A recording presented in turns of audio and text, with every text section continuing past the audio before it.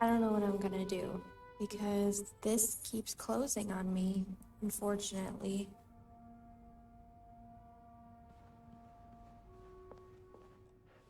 I hope this isn't too itchy for you guys. I don't know. I hope it's not. So, this is just, it says, theories. I called up Beth and threw out the idea that Miss Cruz is being blackmailed. I hope I'm wrong, but there are too many signs to ignore.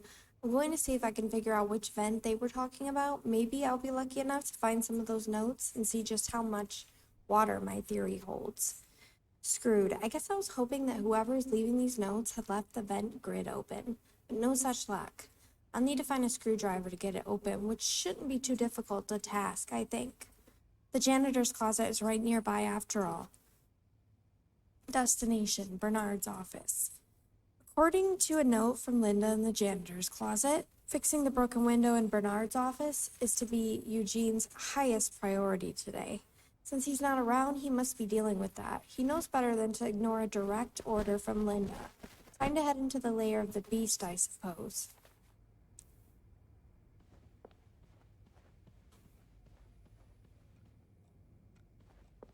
So I'm not sure if I should lie in this scenario or not.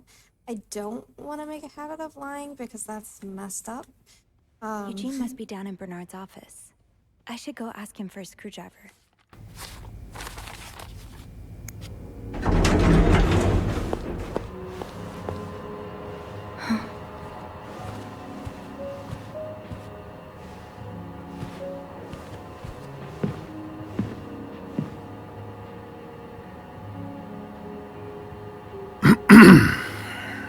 It's, Miss Belivet, isn't it?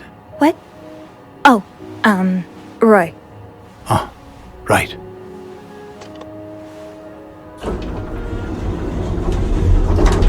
You're the one who took last week off, aren't you? You had to, take care of your sister, I think? Mother. My mother. She's very sick. No, I hope this doesn't become a recurring thing. I need to know I can count on you.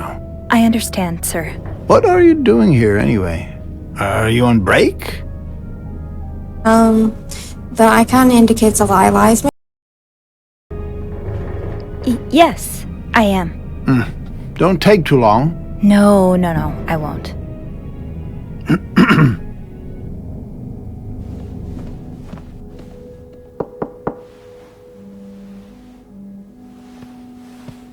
Well, don't you look mischievous. Hey, Bean. If you're planning to give Bernard a good scare, sign me up. No, I'm looking for a screwdriver. For the vent. Linda asked Eugene to fix Bernard's window. Oh, I see. Eugene? What the hell? You'd better go and take a look. I'll stand guard by the elevator, and make some noise if I see Bernard coming. Okay, thanks. I'll be quick.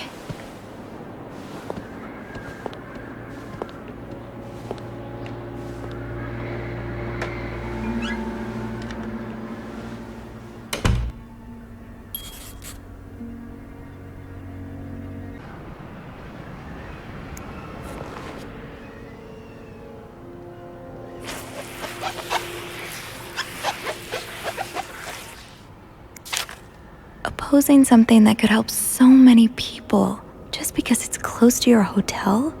This is ridiculous. Alright, so this is Dear Mr. Weston, I would like to thank you again for agreeing to this partnership between the Clarington Hotel and Weston's department store. Thanks for your generous help. Renovations are well underway and the hotel has never looked better. And then this has been crossed out. You should come visit soon. When your busy schedule allows it, of course, crossed out. On another note, it has come to my attention that you have formed a group of local businessmen to oppose the construction of the new mental hospital. After working so hard to elevate the Clarington standards, I cannot allow a band of cuckoos to move in my backyard. Should you accept, it would be an honor and a privilege to join your fight. Cordially, crossed out. Yours sincerely, Bernard. Handwritten by Eugene. Enjoy the cold, you cold-hearted prick. So, I take it the open window was not an accident. Can't say I blame you. Aha! Let's get you to that vent.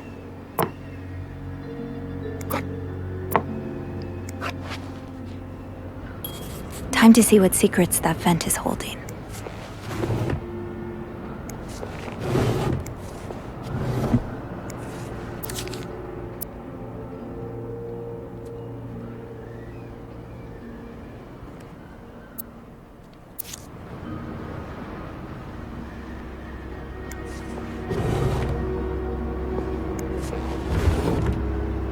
Ew! Is this Linda's?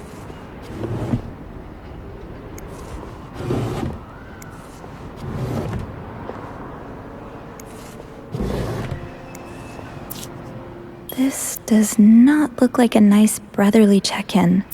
I had no idea things were this bad between Bernard and Raymond. Dear brother, I thank you for your invaluable input, but need I remind you the terms of our agreement? I did my part. I got you out of jail and have assured that news of your deviant ways would not leak.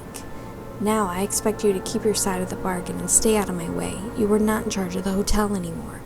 I have worked relentlessly these past few years to return the Clarington to its former glory, a great challenge considering the poor state you left it in. I'm glad Father never got to see how you so shamelessly destroyed his great legacy. As for me, I will be dead too before I listen to a single word of advice from you. You ask, I lower our prices. But I can tell you, I plan on doing just the opposite. My guests will only be la creme de la creme. Your deviant friends can find themselves another place for their sinful debaucheries. Enjoy your retirement. Wow, yeah, Eugene's right. Bernard's a prick. We already knew that, but he just keeps proving himself even more of a prick. Alright, next note now. Mr. Leduc, my employer has made the following request. To avoid unwanted attention, his identity should remain secret to both guests and staff. The temperature in room 608 should be kept at exactly 22 degrees Celsius. His dog should be fed the very best roast beef. His room should be cleaned every day at 11:30 a.m. on the dot. Eggs should be banned from his room service orders. No one should disturb him between the hours of 4 and 5 p.m. What happens between that hour? More requests shall follow once my employer takes possession of his room. Thank you. Does he have like a daily self-care session? Let's not think about that. Moving on. Looks like my hunch was correct. Eugene was here to fix the window, and lucky for me, he left his screwdriver behind. I get the feeling he won't be needing it anytime soon. Getting the vent open should be easy enough now. Cold, cold heart. Enjoy the cold, you cold-hearted prick. Something tells me the open window was not an accident. I think Eugene left it open on purpose as a way to get back to Bernard for being, well, Bernard. Beth offered to keep a lookout while I poke around Bernard's office looking for the screwdriver. I have the rare opportunity to do a little bit of snooping on my boss. What fascinating things would Bernard keep behind closed doors? But I have to be careful still, especially with Beth on the other side of the door. I don't want to jeopardize her either.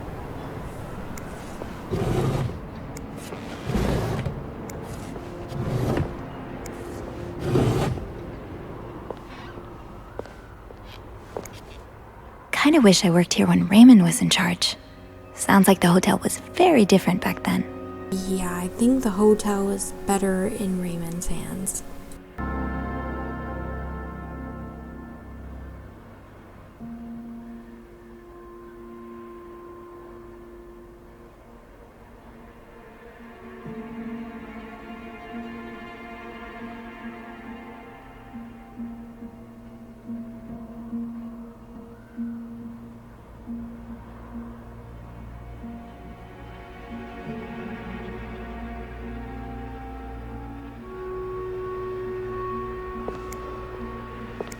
Well, just look at these distinguished gentlemen.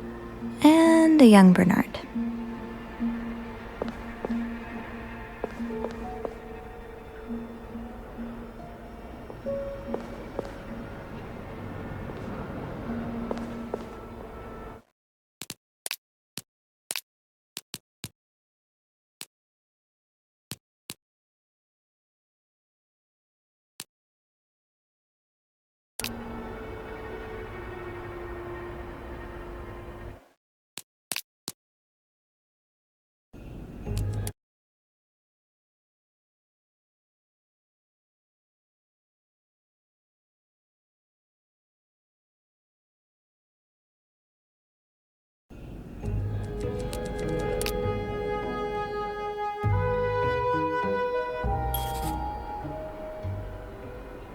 Time to see what secrets that vent is holding. Looks like my hunch was correct. Eugene was here to fix the window, and lucky for me, he left his screwdriver behind. I get the feeling he won't be needing it anytime soon. Getting the vent open should be easy enough now. Surely your break is over by now. No, it's not. I came by here not too long ago, and Andrew was already covering for you. That's because I was in the ladies' room. That's no excuse to... It's my time of the month.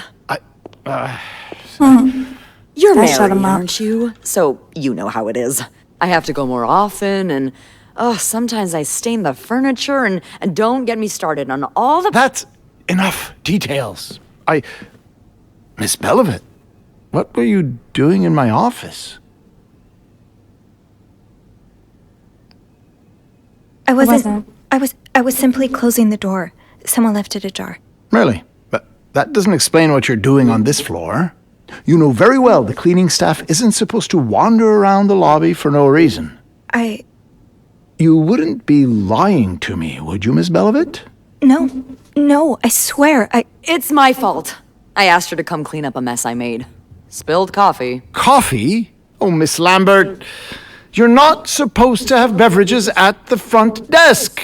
Yeah, well, there are so many rules here, I lose track. Come with me.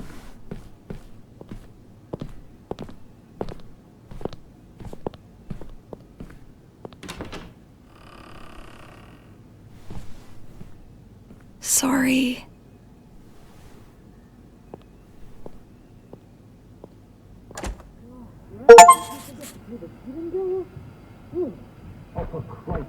Okay. Should I go back? Maybe?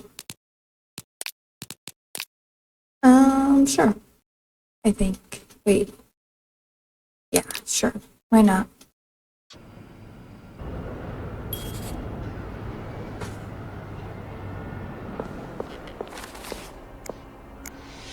Surely your break is over by now. No, it's not. I came by here not too long ago, and Andrew was already covering for you. That's because I was in the ladies' room. That's no excuse to... It's my time of the month. You're married, aren't you? So you know how it is. I have to go more often, and sometimes I stain the furniture, and don't get me started on all the... That's enough details. Miss Belivet, what were you doing in my office?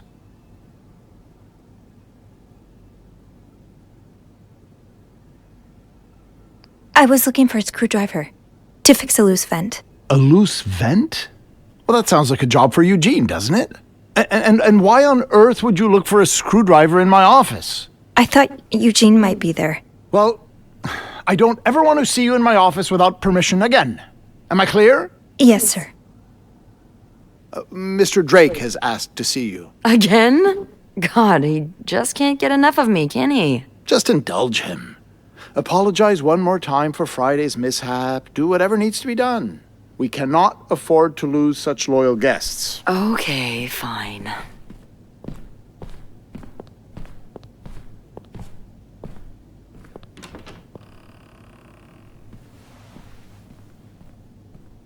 That was a close one. Yeah, I had a few cold sweats, but at least I found what I was looking for.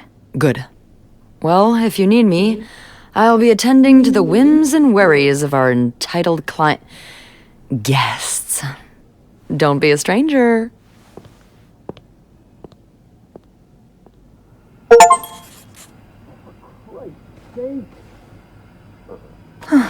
That was a close one. Let's steer clear of Bernard's office for now. That was close. I should have known it wouldn't be as simple as walking out unnoticed. Bernard was waiting on the other side of the door once I finished up in his office. I'm really glad my job keeps me from interacting with him too often. I don't know how many more times I can handle hearing him call me Miss Bellevit. I managed to evade his suspicion, screwdriver in hand, even if it meant bending the truth a little. All in all, I'd say that went as smoothly as it could have. Bye. I'm leaving. Leaving right now.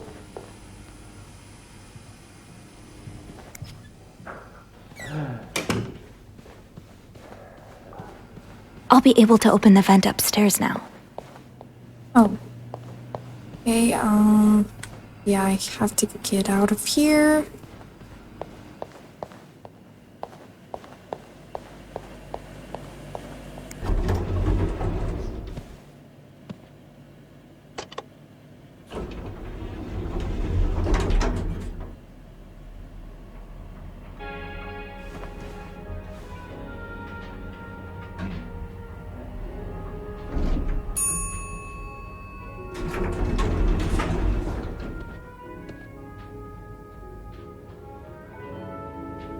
All right, let's open the vent.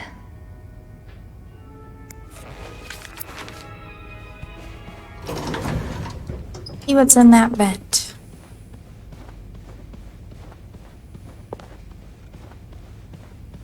Oh, I guess I'm free to disturb room 508 now. But that's where Bernard and Linda were. Ew.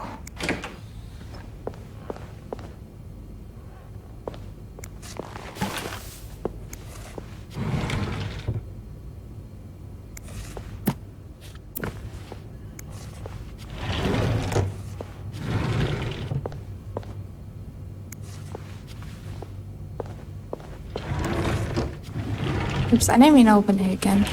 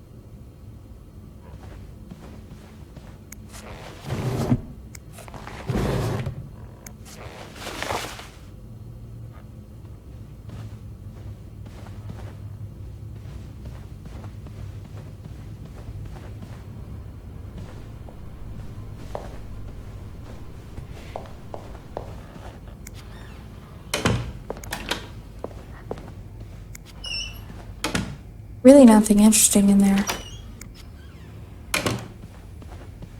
I'm sure I'll find more laundry to add to the pile.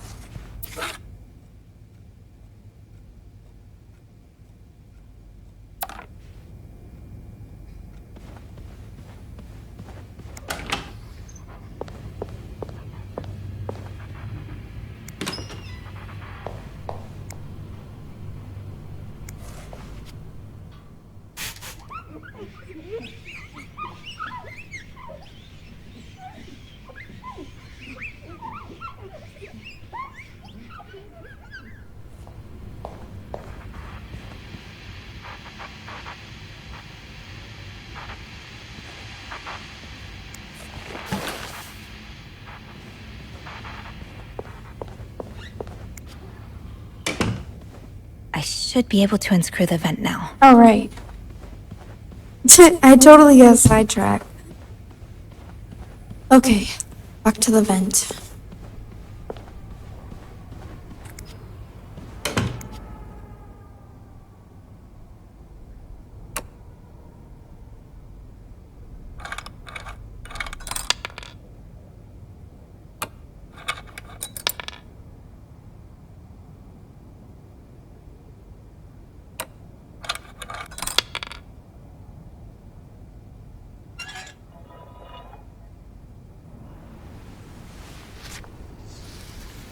Oh, more code.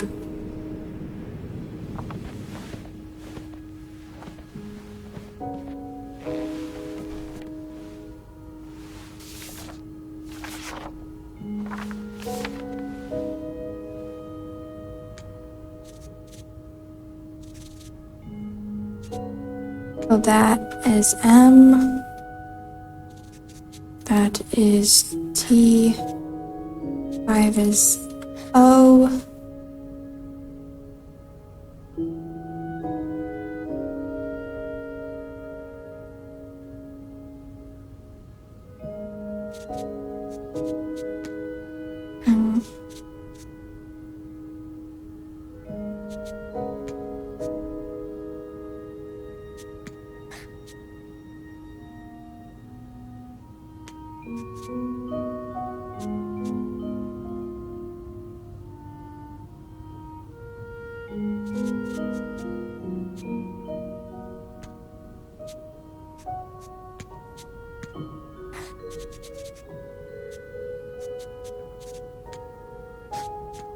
Gotta be tonight.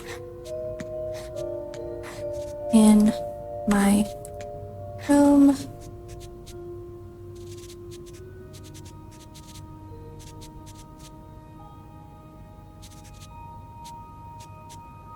We need to discuss our meet me in my room.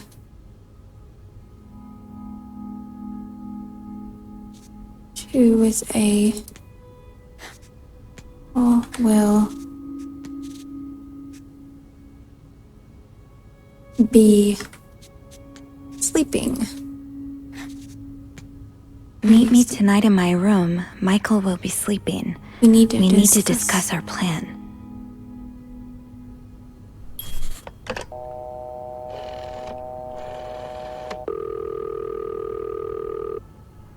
Clarington Hotel reception desk, Beth speaking. It's me. Oh, hello, Bean. Anything new to report?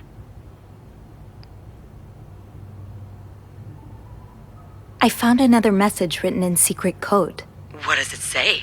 Meet me tonight in my room. Michael will be sleeping. We need to discuss our plan. Michael? Who's that?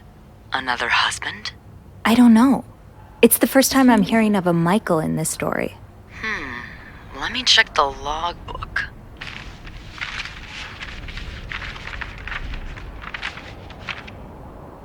There's a Michael staying in room 507.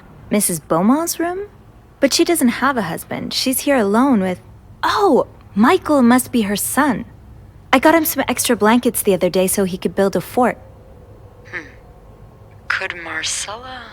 Yes? No, never mind. So, what's next? I guess I should go have a look at 507, but it's not on my list. There's a do not disturb sign on the door. Well, I could call the room to make sure no one's there. Good idea. Hang on.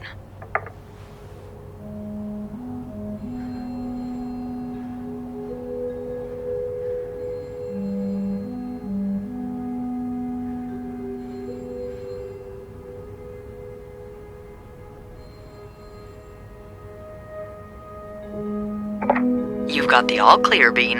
Head on over. Thanks, Beth. I'll call you back.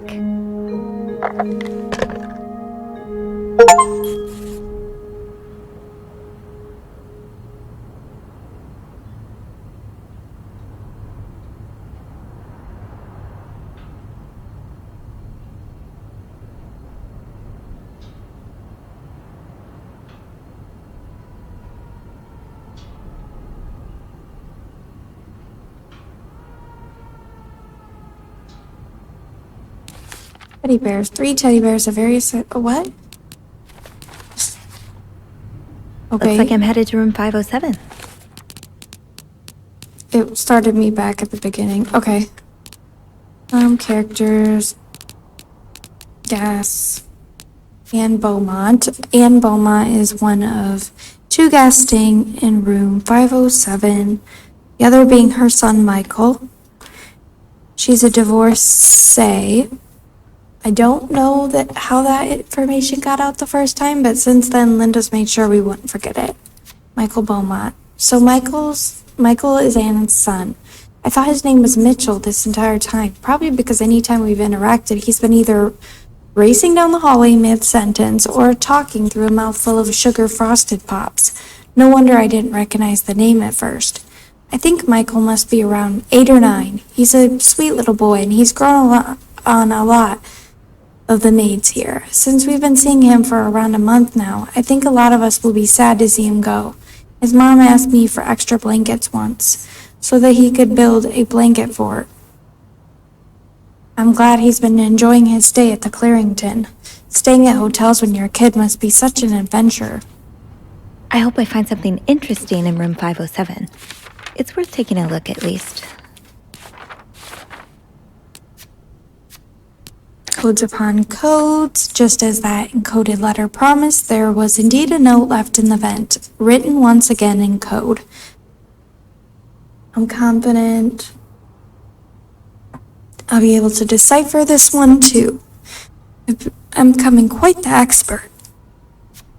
Another secret message. Meet me tonight in my room. Michael will be sleeping. We need to discuss our plan. That's another code broken and another lead to follow. I asked Beth to find Michael in the logbook, and just as I hoped, there was only one staying with us at the moment. Michael Beaumont, the son of Anne Beaumont, in 507.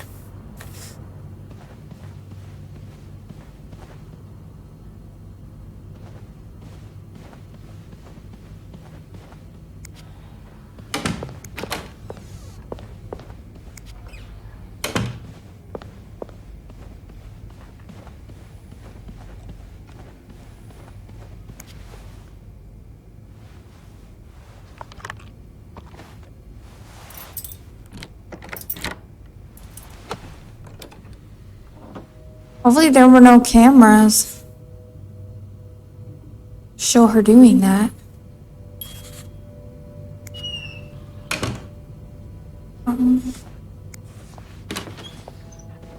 Okay. He's all but outright threatening you. Oh, I hope you can stay as far away from him as possible. I just met with your damn lawyer. You've got some balls to accuse me of all that. As if you were so irreproachable yourself. Do you think I don't know where you spend your nights? But worst of all is that you won't let me see my son. You won't even tell me where he is. If you think you have a chance to get custody, you really don't know me well. I won't let you take Michael away from me.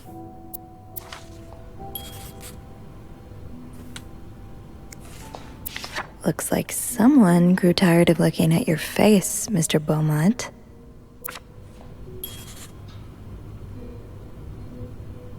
I'm not gonna clean because then it'll give away that I was here.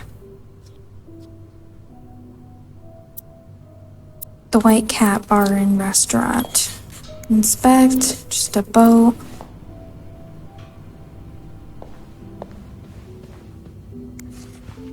Mr. Hector Cruz, huh?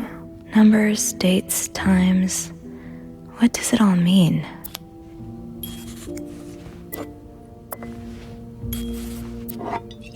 Cherry brandy.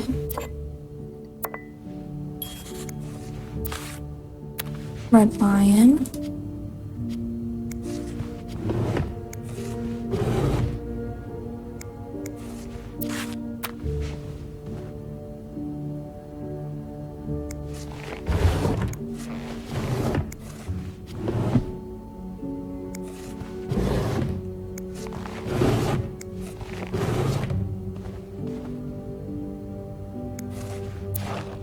Frosted Pops.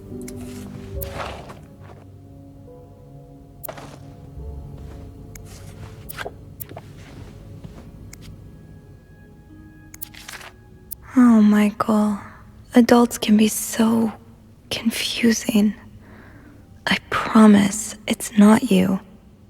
Dad, I'm sorry, but Mom asked me not to tell you the name of our hotel. She allowed me to talk about our room, though. We have 2 little beds, a radio, and even a television. Mom let me build a fort, and the maid brought us extra blankets. She's really nice. The hotel is nice, too, but I miss home. I wish Mom and you could be happy, and I wish everything could go back to the way it was before. But Mom says it's impossible. She says she no longer loves you.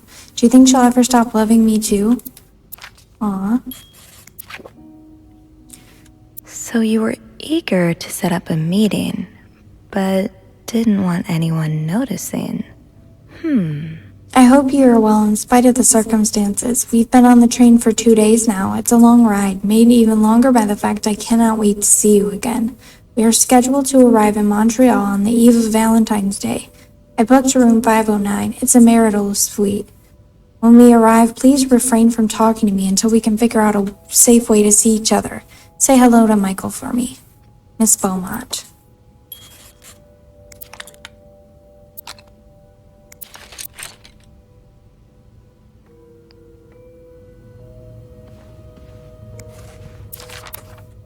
To Anne Bursey, Michael's withdrawal from school. Dear Miss Bursey, we have successfully processed your request to withdraw your son, Michael Bursey, from his school's schedule and system under the agreement that you will continue his education from home. Following this letter, you will receive the list of books and school materials you need to purchase in order to follow the curriculum from home. Oops, sorry. It's just the mic. A social worker will be in touch to help you understand our milestones so that your son can benefit from our programs from the comfort of his home. Thank you for thinking of your son's education. Director Donald Buren.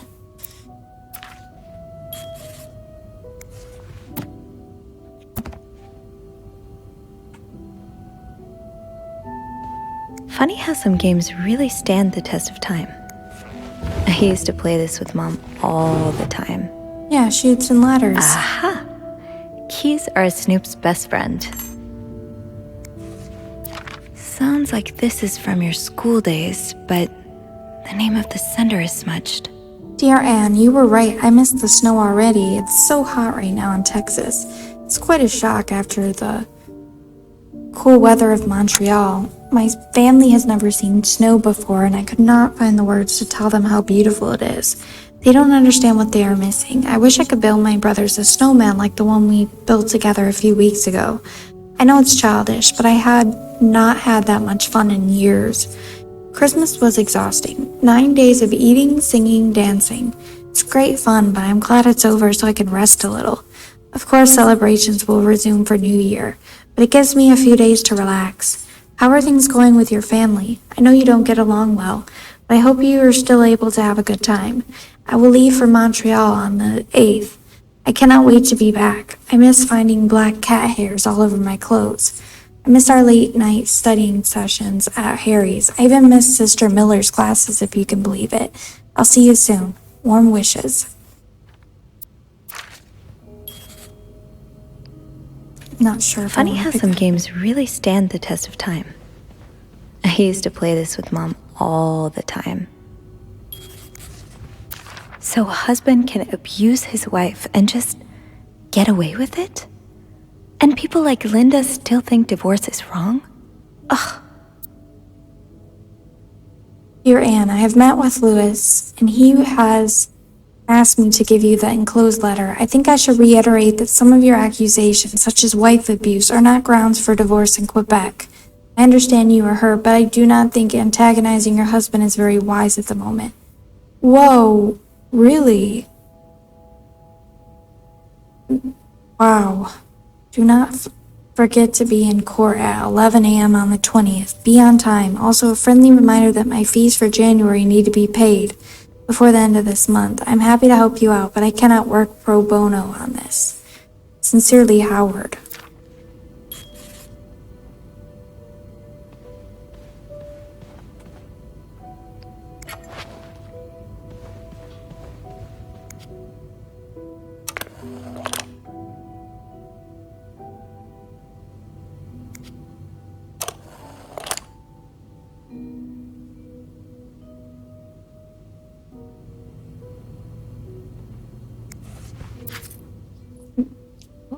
Retta.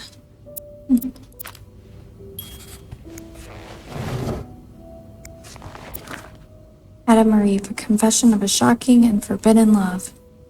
Should Rose stay in a marriage that no longer makes her happy or seek refuge in the arms of the woman who truly understands her? She has tasted the forbidden fruit years ago and now she is all she can think of. But what will her family and society as a whole think of her if she turns to a life of sin? Should she be condemned for even entertaining the thought of leaving her husband or pitied for having to make such a heartbreaking decision?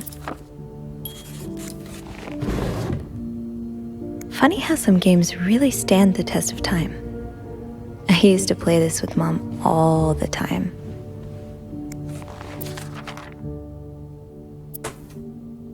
The winds and the leaves that day made a sound that sounded like, really, Anne? The winds and the leaves that day made the tree whistle a soft melody that came to my ear. I remember every part of this day, for it was the day we met. Jesus, this is bad. I was looking for my cat when I heard this sound of the leaves blowing in the wind, like a melody to my ear. On this summer day where I met you. Crossed out. Oh, shh. No. That's not... Oh, no. I cleaned it, and I shouldn't have. This letter has been sent to you and has been around the world 3 times. The one who breaks the chain will have bad luck. Mr. Smith received the letter in 1953, made 33 copies, and sent them 3 days later. He won the lottery. Mr. Jones received it in 1956, made 33 copies, and sent them. 3 days later, he discovered an old treasure in his backyard. Mr. Williams received the letter and burned it. His wife and 3 kids died in a fire that very night. Mr. Green forgot the letter in a drawer and lost his job. When he found the letter again, he got a better job than before. In no case should this chain be broken. Make 33 copies and send them. You will experience great joy within 3 days. Aw, that's so sweet. I didn't do much, but I'm glad it meant something to you. Dear Sophie, thank you so much for taking care of our room every day and bringing us extra sheets. Michael and I wanted to give you a little something before we left. Sincerely, A. Those few coins in my tip jar were getting pretty lonely. They'll appreciate the company. That look in your eyes. What does it mean? And who is this from? You don't need to know my name, but you've seen me. I've recognized that look in your eyes when you checked in. You and I don't need to make a fuss out of this. You keep your wits about you and I'll do the same.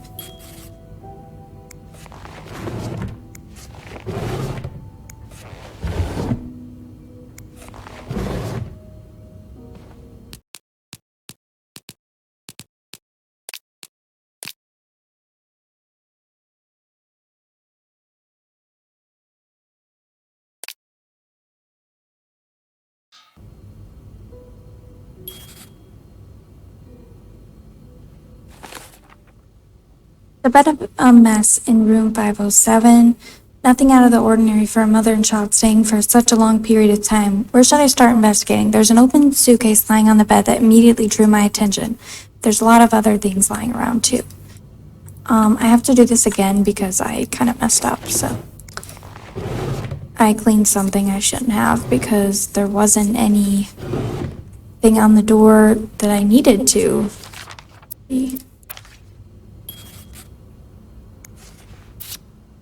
Aw, that's so sweet. Those few coins in my tip jar were getting pretty lonely. They'll appreciate the company. Dang it, I did it again, didn't I? Well, maybe I can keep it. That look in your eyes. What does it mean? Oh, you know what? Yeah, I need to do it again because I don't want to mess up too much. And who I can get is this this from? later.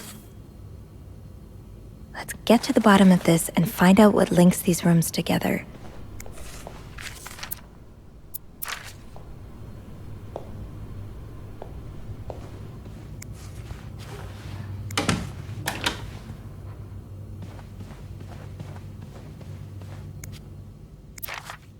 Oh, Michael, Adults can be so... So you were eager to set up a meeting, but didn't want anyone noticing.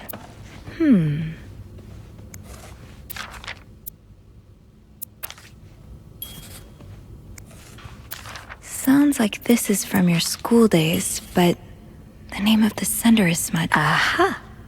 Keys are Snoop's best friend.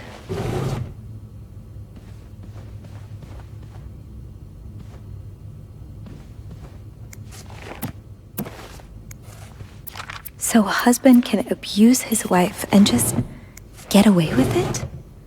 And people like Linda I should wait till I have more to report before calling Beth. I'll need another key to unlock this. Haven't I seen one just like this somewhere?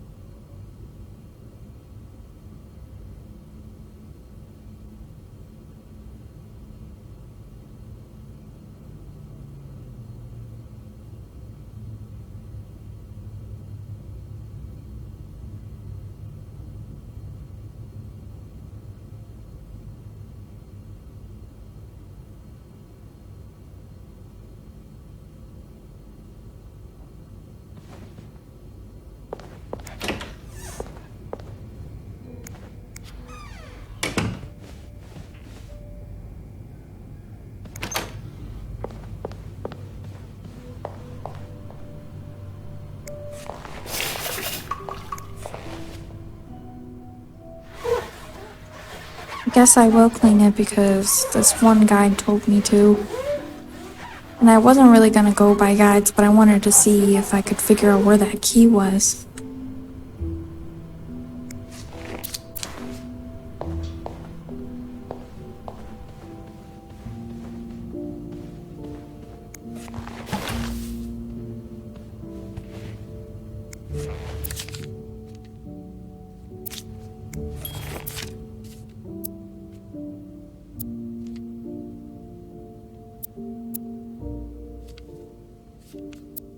Either a guest got a hold of our stationery, or this came from someone on the staff. Either a guest got a hold of our stationery, or this came from someone on the staff.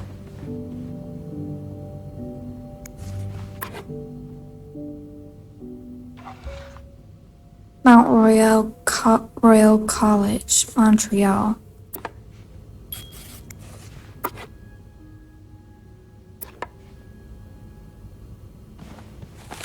Keys. I don't think I've ever used so many in one day. Not content to open one key, this fussy chest requires two, which is a little daunting.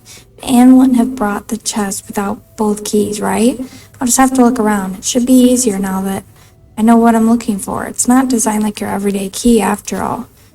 There's an ornate wooden chest sitting in the suitcase on Anne's bed. It's so beautiful. It reminds me of Grandma's jewelry box, the one she bought in Quebec City from a sweet street vendor who chiseled all of his own wares. Something that beautiful must be holding something of a value, right? If I can find a key, I can take a look for myself.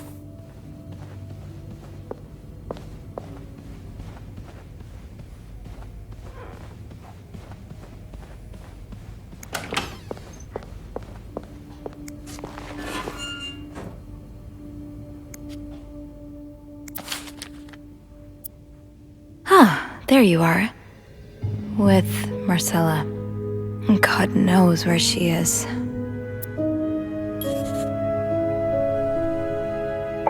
Clarington Hotel reception desk, Beth speaking. Hey, Beth. Bean, I've been meaning to speak with you. Oh, about what? Well, a little birdie told me Mr. Morgan and Mr. Cruz had an argument yesterday evening. Really? Who's your little birdie? Jacques. Apparently it got so heated he had to get involved. And listen to this. It sounds like I was on the right track, 'cause he heard a particular word thrown around quite a lot. Wanna guess what it is? Affair? Bingo. Did Jack hear anything else? From what he told me, it seemed like Mr. Cruz was accusing Mr. Morgan of having an affair with his wife. Wouldn't have expected Mrs. Cruz to fall for a man like Morgan, but I guess the heart wants what the heart wants. Maybe, but that doesn't explain Mrs. Beaumont's involvement with Mrs. Cruz. What do you mean? I found a chest in room 507. I think it can only be opened by turning two keys at once. I found one of them in Mrs. Beaumont's things. Oh, and the other one? Well, I remembered seeing a similar key in one of Mr. Morgan's stocking pictures, so I went back to check. Mrs. Cruz wears it as a pendant. It looks identical to Mrs. Beaumont's key. Wait, so Mrs. Beaumont and Mrs. Cruz own identical keys that are both needed to open a mysterious chest? Yeah, there's definitely something going on here. Yeah, but the answers probably lie in that chest, and I don't think I'll be able to open it. I've looked around room 509. I would have seen the second key if it was there. Mrs. Cruz must have left with it this morning. Yeah. We were so close. I can't believe it all ends here. Well, hold on. I may have an idea. Get me a candle and some plaster, and maybe I can do something about that pesky chest. How? I'll tell you later. Just find me those things and I'll meet you in the basement as soon as I manage to leave my post. All right. Thank you for not giving up. Come on, you know I wouldn't let you down.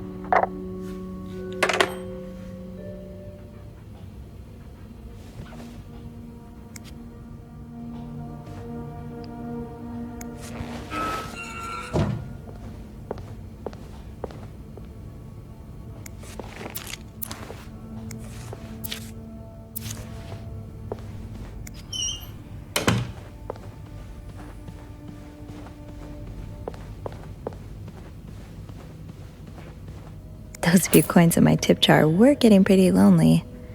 They'll appreciate the company.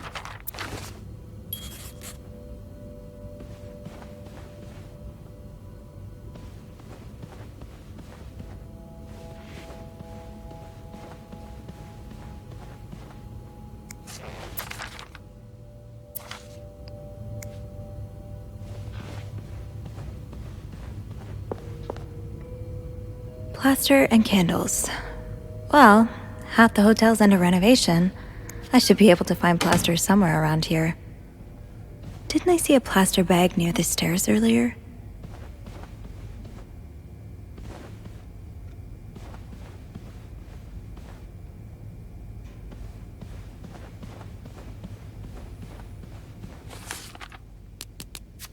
Out of my reach. I had a feeling that I'd seen that peculiar kind of key before, and my feeling was right, sort of. I have seen it before in a photograph. It's in that picture of the cruises in Mr. Morgan's safe.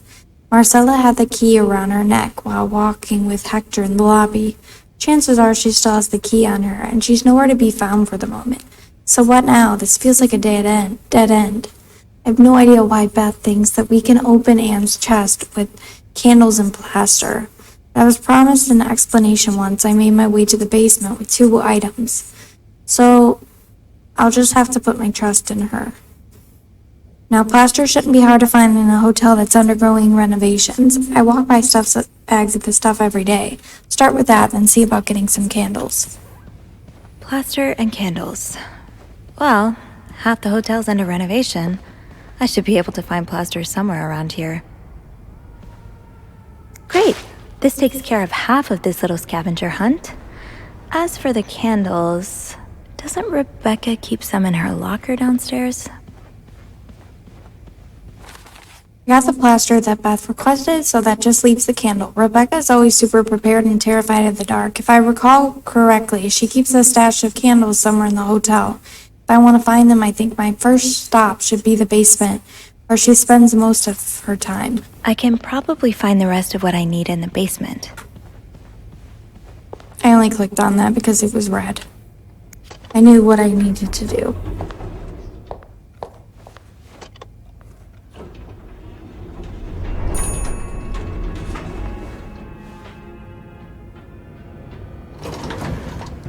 Candles, candles, candles.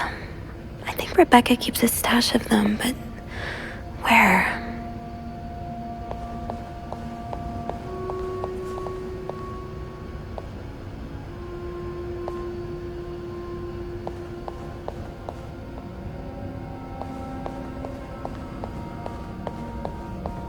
Cold-hearted trick. Oh, Bernard, I can't believe you would do something like that. He's worked with us for years. He's always been loyal.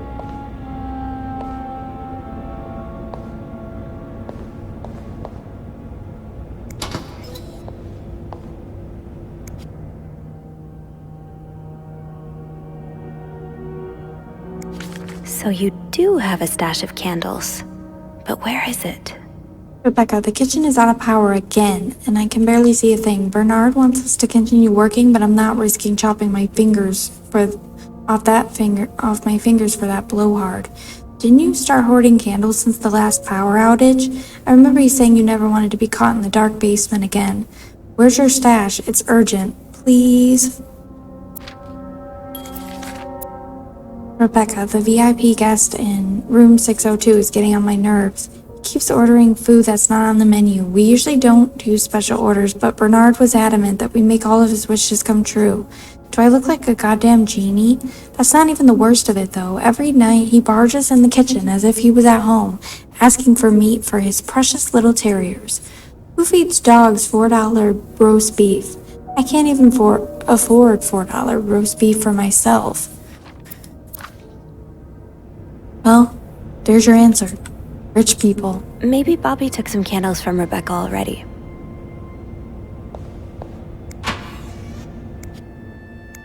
Wait, is this you, Beth? What on earth led to this picture being taken? Didn't I find one of these in Anne's room too? The white cat must be a popular spot. Are you looking to buy land?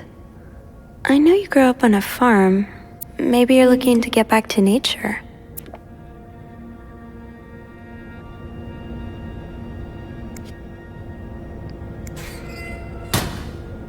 It's locked. Fine. Keep your secrets, locker.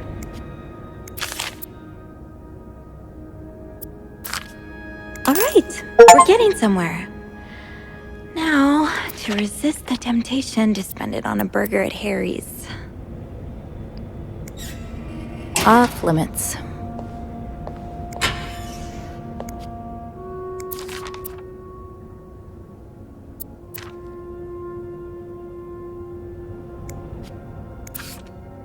A hidden enemy, an invisible force is lurking in the shadows, threatening our very way of life, and it is not the communists. It is the homosexuals, a menace to the young, a threat to everyone. Okay, I'm done reading that. I candle it. I got the plaster that Beth requested, so that just leaves the candle. Rebecca is always super prepared and terrified of the dark. If I recall correctly, she keeps a stash of candles somewhere in the hotel. If I want to find them, I think my first stop should be the basement, where she spends most of her time.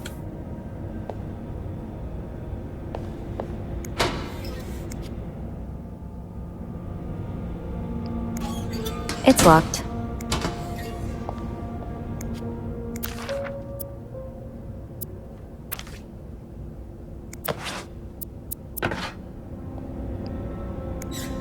Off limits.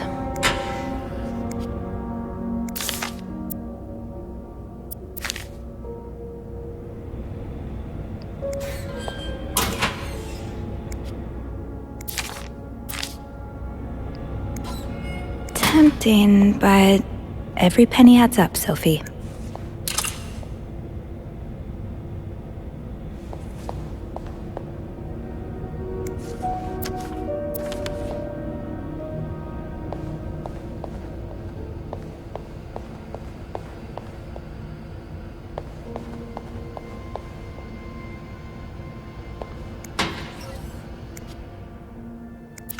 No candles, but this looks like the laundry room.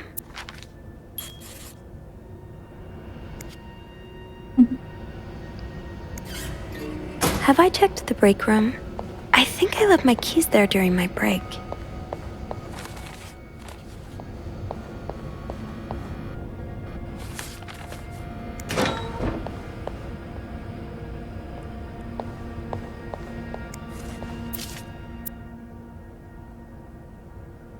Have you heard there's a famous movie director staying in 602? Yes, I was there when he checked in. I don't know who he is, but he must be pretty important because Bernard was almost licking his boots. He even let the man bring his dogs in the hotel. Is he shooting a picture in Montreal? I've heard he's here on a scout, but I'm not sure what it means. Maybe he's making a picture on Boy Scouts. Do you think he'll shoot in the hotel? I hope he does. Imagine.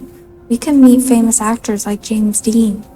Let's hope the director has supernatural powers because Dean is very much dead. What? James Dean is dead? Andrew's Book Club, they wrote that on. Wendy, where are you going? What do you want? Are you here to apologize? Apologize? I'm not the one who should be apologizing. You're an idiot. I can't believe that I fell in love with you. Wait, What? I want my mother's ring back. There. I don't want it anyway.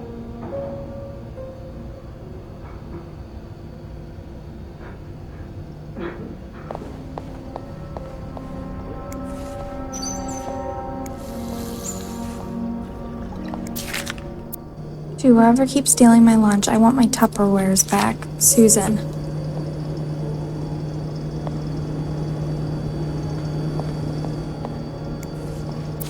This is probably Beth's latest project.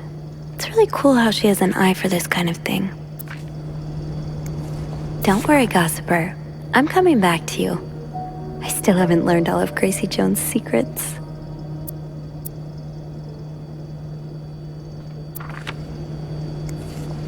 always get fashion, but Vague. these are fun to look at. When half the pages haven't been cut out. I love how it's called vague. Oh, gotta hold on to these tight.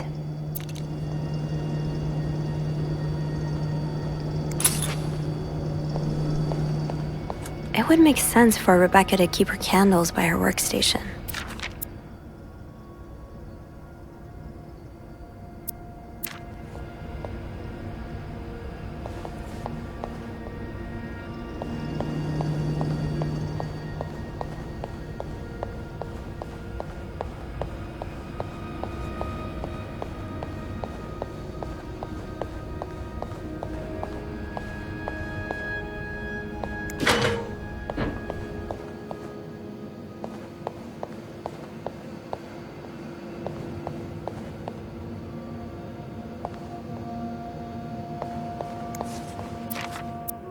Rebecca, the washing machines are not broken. The problem comes from the pipes.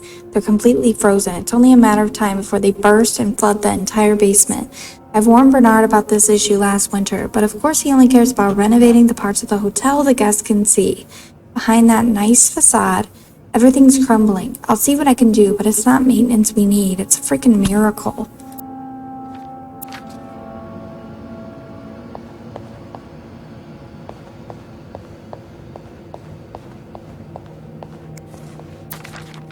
Ooh, is this a movie script?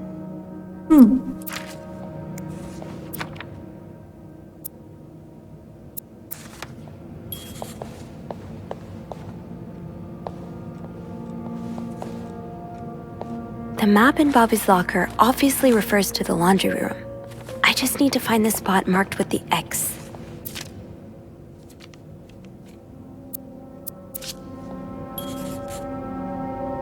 It would make sense for Rebecca to keep her candles by her workstation. The map in Bobby's locker obviously refers to the laundry room.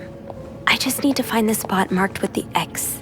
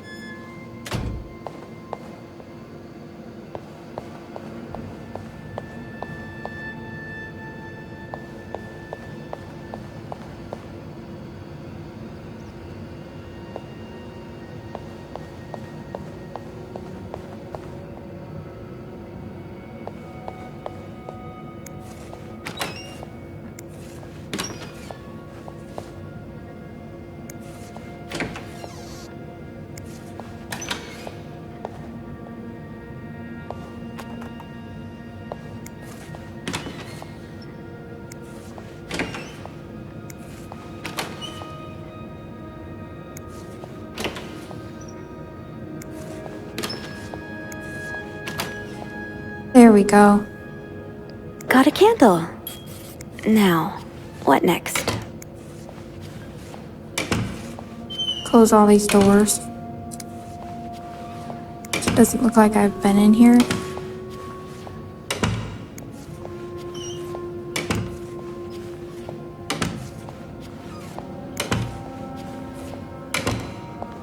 Let's see if Beth is around.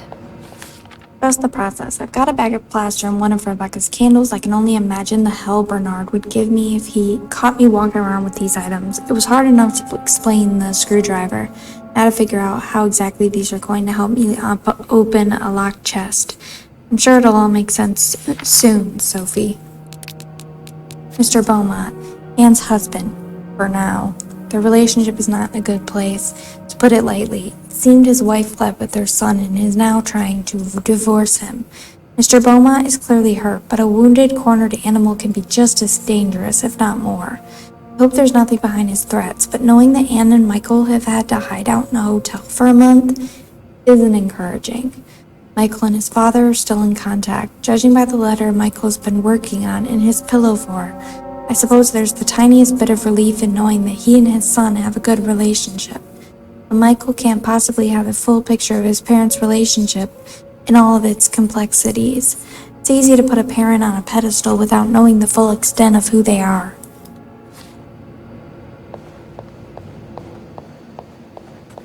Oh. Mr. VIP is really getting to Bobby. Rebecca, I confess I'm about to commit murder. I don't care who he is, how rich he is, how famous he is. The VIP guest in 602 is a goddamn psycho. He ordered room service this morning, but somehow the plates got mixed up and he received eggs instead of pancakes. It happens, right? Well, the man rushed to the kitchen in a frenzy and yelled at us for 10 minutes straight, saying eggs are disgusting and he hates them. I should have told him he's disgusting and I hate him. I thought of spitting in his next meal, but before leaving, he swore he'd never order anything from our kitchen ever again. Without the shadow of a doubt, this is the worst establishment I've ever visited, he said in his pompous accent. If he ever sends his clothes downstairs to be clean, can you be a good friend and stitch all of his pockets? Any other form of sabotage would do too. I know you're creative. Just be careful not to arouse too much suspicion. There you are. I'm not sure I understand what the plan is here. Well, when I was little, we had padlocks on many of the farm's sheds. My dad would always lose the keys, so one day he made a mold of them using wax and plaster. I was thinking of doing the same. Are you sure it's gonna work? Absolutely not. But hey, I guess we won't know until we try. Yeah, you're right. So let's do this.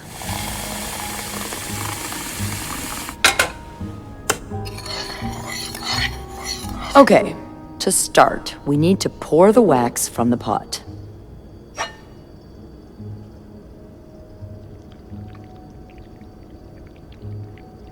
Have you done this before? You're a real pro. Now, time to put the key into the wax. Let's give it a few seconds, so the mold really takes form. Okay, I think you can remove it. Well, we're almost there. Just pour the cup of plaster into the mold.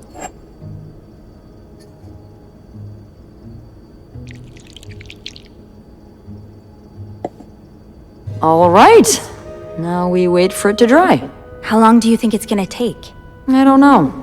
I guess we'll keep poking it every now and then. I bet you didn't think you'd be making a plaster key today, huh? Indeed. But I like it. It's rare that this job allows me to use my creative side. Your creative side? Well, granted, this key won't end up in any museum, but I enjoy the occasional artistic endeavor.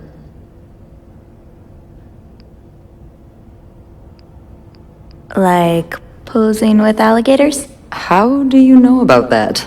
Oh, I think it must have slipped out of your locker because I saw this picture of you in a long white dress and... Oh my, you did? What did you think of it? I loved it, actually. It was unique, I guess. Artistic? Yeah. Those pictures were taken by a very close friend of mine a few years back. Ziva Rivers was her name. Earth-shattering talent, but a bit too controversial for most people's sensibilities. Oh. Are you still friends? No. We went our separate ways. It's a shame. She really captured me. My essence. Your essence is to tame alligators? My essence is to fear nothing. Yeah, I can tell. I really admire that about you. I'm sure under that sweet exterior, you're pretty fearless too. Haven't you ever done something really scary? I mean, other than snooping on a potential creep. Does sailing count? Excuse me? You sail? On a boat? I used to, with my grandpa. But when he died, we had to sell the boat to pay off his debts. Oh, that's too bad. I would have loved to go with you.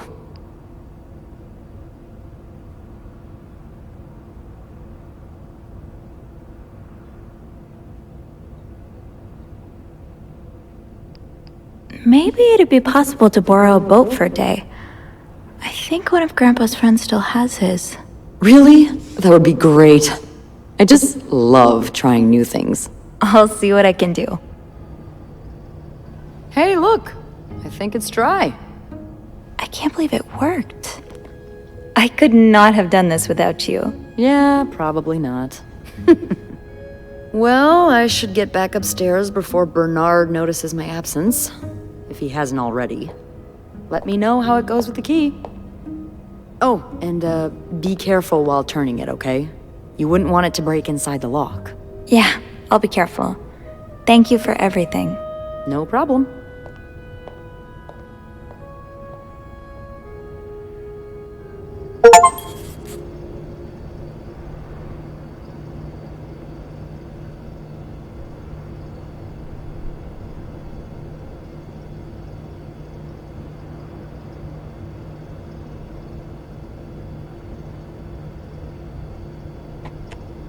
I've got 2 keys. Now, let's test them out.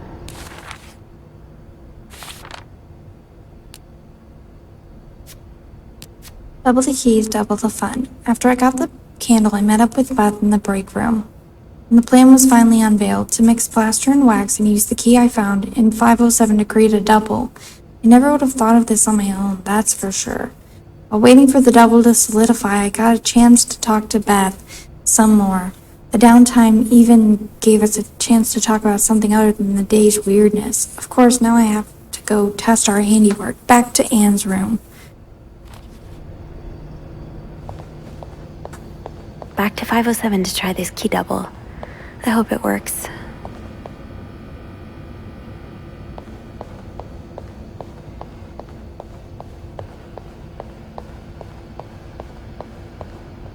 Why do I... Okay, there we go.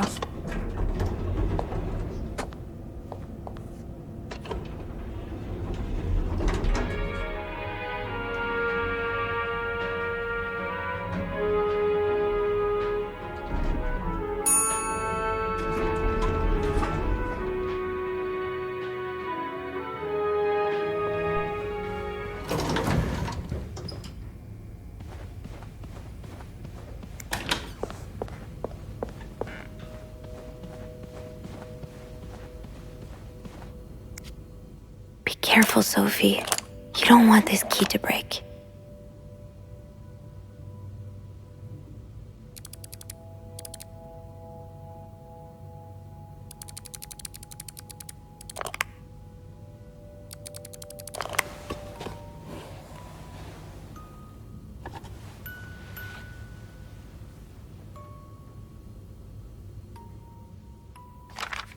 Unlike my favorite bar, this one was black. Her alliterative name will surely take you back. These two sure love their riddles. In Atlanta, I noticed yours was pretty worn down, so I decided to buy you a new one. I hope you like it, and since you enjoy them so much, here's a little puzzle to figure out the combination. 2 5-letter words are the key, both related to our history. Unlike my favorite bar, this one was black. Her alliterative name will surely take you back. From the first one, take the first 2. From the last one, take the last 2. I hope you get better. Try to rest today. I will bring you hot soup after class. M. Marcella invited you to the movies. Let me guess. You said yes. The Postman Always Rings Twice is playing at Lowe's Theater tonight. It's based on a novel I read a while back. I'm sure you'll love it. Seeing as you like crime stories and murders so much, nothing creepy about that. Will you come with me? I can barely listen to Sister Miller's lectures today. In secret language, all I do is look at your lips and imagine kissing you. I can't wait for tonight. August 11th, 1946. Dear Anne, I have just heard Doris Day on the radio and it made me think of you. I know how much you love Sentimental Journey. Counting every mile of railroad track. That takes me back. Last time I was in Texas, it felt like coming home. Now, strangely, I feel away from home. I wish you were here with me. I always feel at home in your arms. I can hardly believe it has been 5 weeks since we last saw each other. Sometimes I wonder if I might be going crazy. You're always in my head. Everything reminds me of you. Not only songs on the radio, but silly things like the flowers in our garden that smell of your shampoo, or when people say the word darling, and I can hear you say it with your lovely French accent. My family seems to have noticed my odd behavior, but of course I cannot tell them about you. Even though I wish I could, I feel like climbing on the roof of the tallest building in Austin and shouting my feelings for you at the top of my lungs. God, I sound like a giddy teenager in love for the first time. Maybe I am. Sometimes I am scared that all this time with you is nothing but a dream too good to be true. I am afraid that when I return to Montreal, I will realize you never existed, or if you do exist, you don't remember me. I wish I had a picture of the two of us, so I would know for sure it was real. I long for your embrace and the taste of your sweet lips. I love you, M.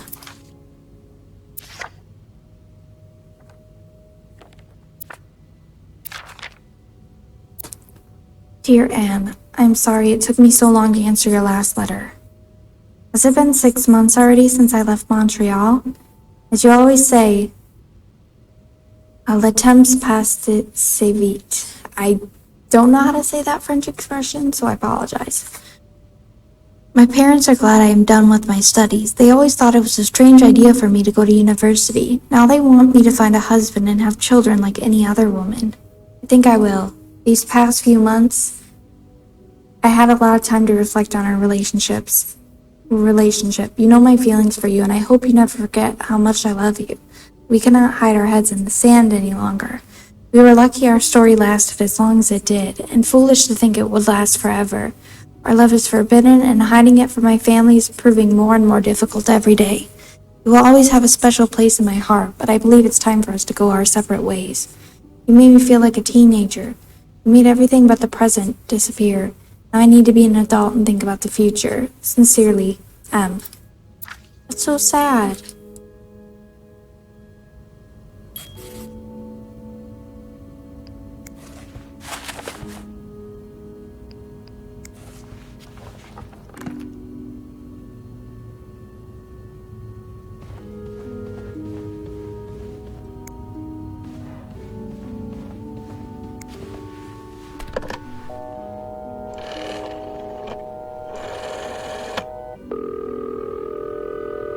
Clarington Hotel reception desk, Beth speaking. Hey, Beth. Got a minute? For you, always, Bean. I opened the chest in room 507. You did? Damn, I have to admit I didn't really believe in our little plaster key, but way to go. Yeah, I'm kind of surprised as well. It's quite sturdy. So, spill it. What's in the chest? A riddle. A riddle? I think it was written by Mrs. Beaumont for Mrs. Cruz. And I think the answer will give me the combination for a case I found in room 509. I could use your help with it, though. Oh, God, I hate riddles. Well, let's hear it. Which part is causing you trouble?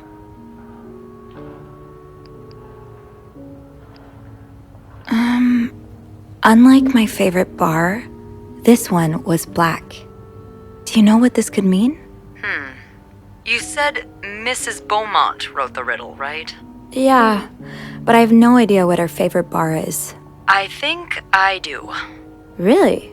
How? That's a story for another time.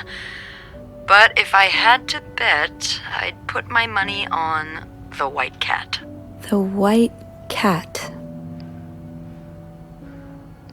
I think I get it. Well, that wasn't too hard, was it?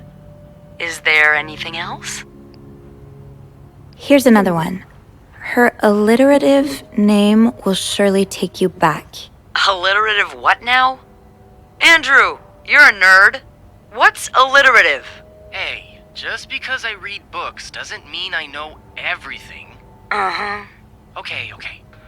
It's a series of words that start with the same sound or letters. Thank you, darling. Did you get that, Bean? Yeah, I did. But that could mean a lot of things. I'm not sure where to look. Yeah, me neither. Tell her to look for a name and surname that both start with the same letter. Maybe it's someone famous, like a writer or a singer. Huh.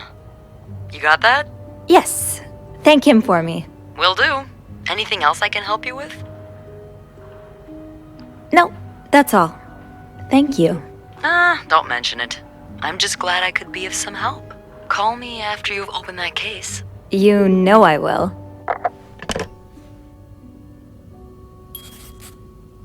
So, I need to find something related to a black cat and a person whose first and last names start with the same letter.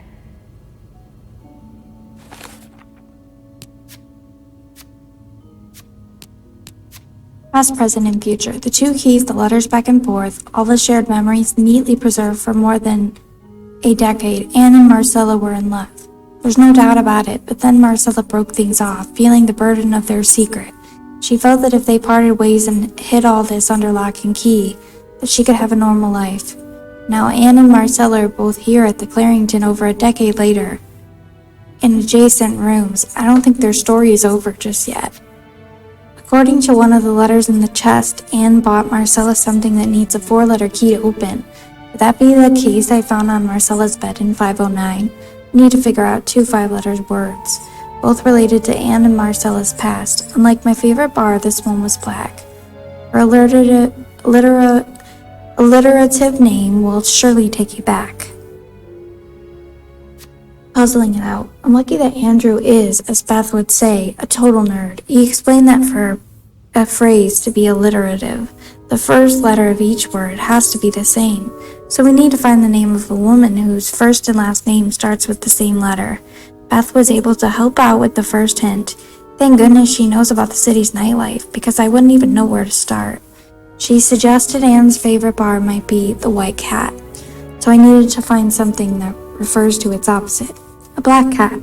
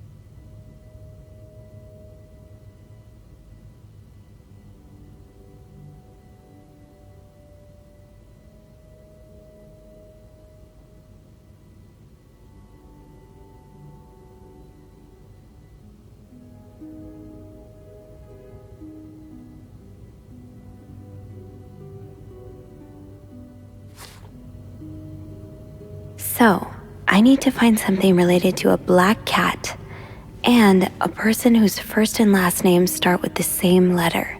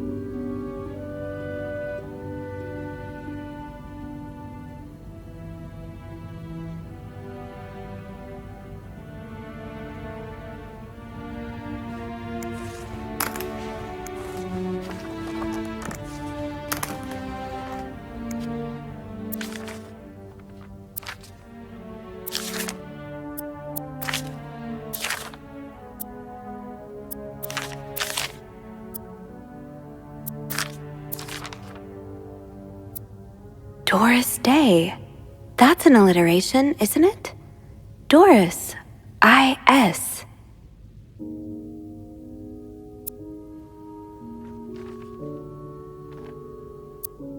Doris Day. That's an alliteration, isn't it? Doris. I-S.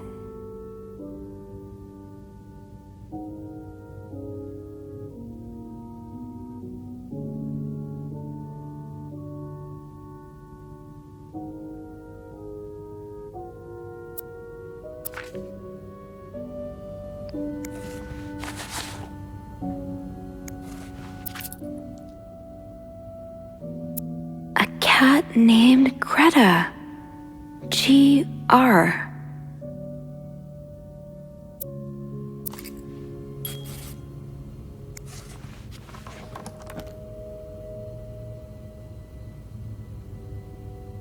So, GR from Greta and IS from Doris. Gree? Could that be the code for the case on the bed in 509? It's worth a try.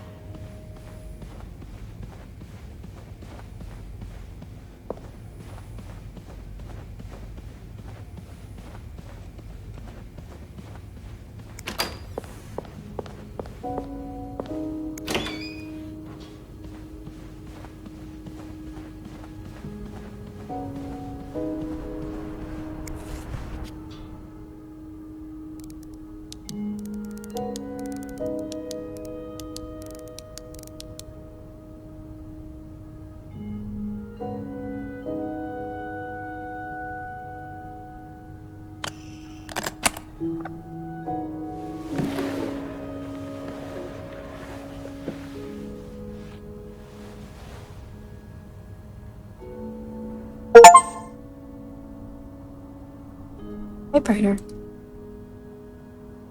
That novelist, Bridget Boswell, is actually you, Marcella? Wow. Okay. Dear Marcella, or should I say Brigitte, you know I prefer a good old crime story, but last week I came upon a romance novel with an intriguing title, and they were roommates. Okay, I get that. Fine. I bought it on a impulse at a train station and read it from cover to cover during the journey. Can you imagine my surprise when I recognized your story? You may have changed the names and locations, but all of our moments are there. Our endless discussions in the dorm room, our first date at the theater, our trip to Quebec City. You often said writers are thieves, but I never fully understood until now. It has been almost 10 years since I received your last letter. The letter that painted our relationship as nothing more than a summer fling. First, I could not believe you had written those words.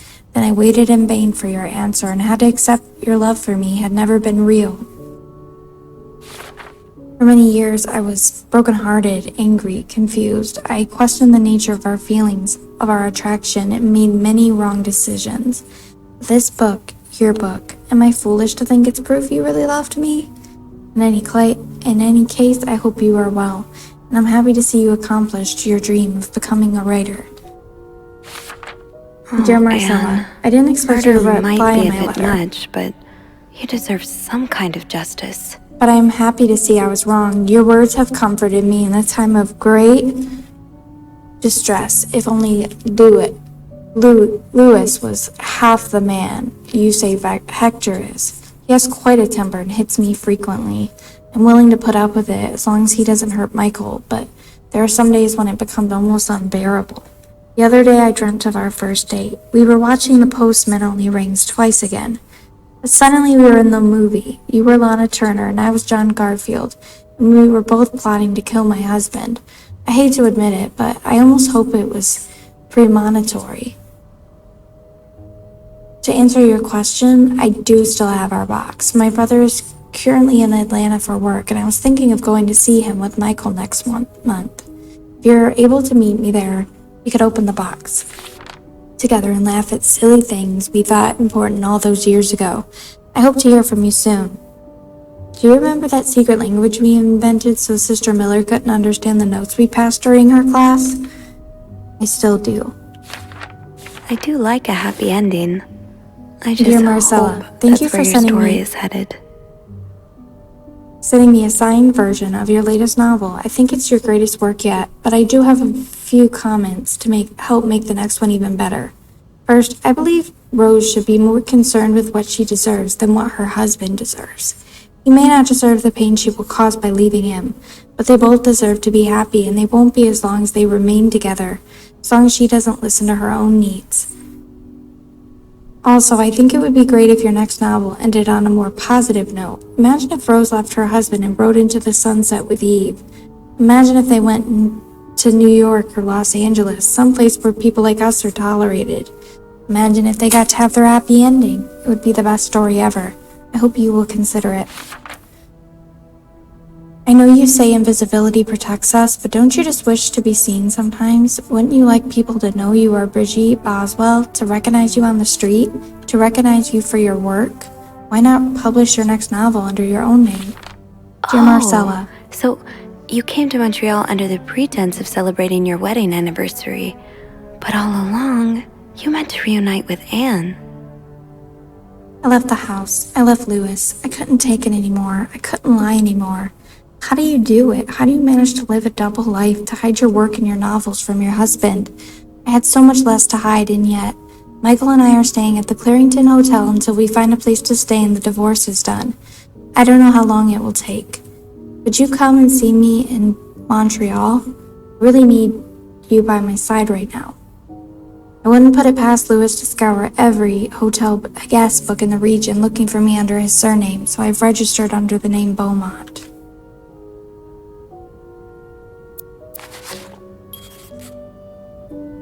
There's a lot of stuff in here.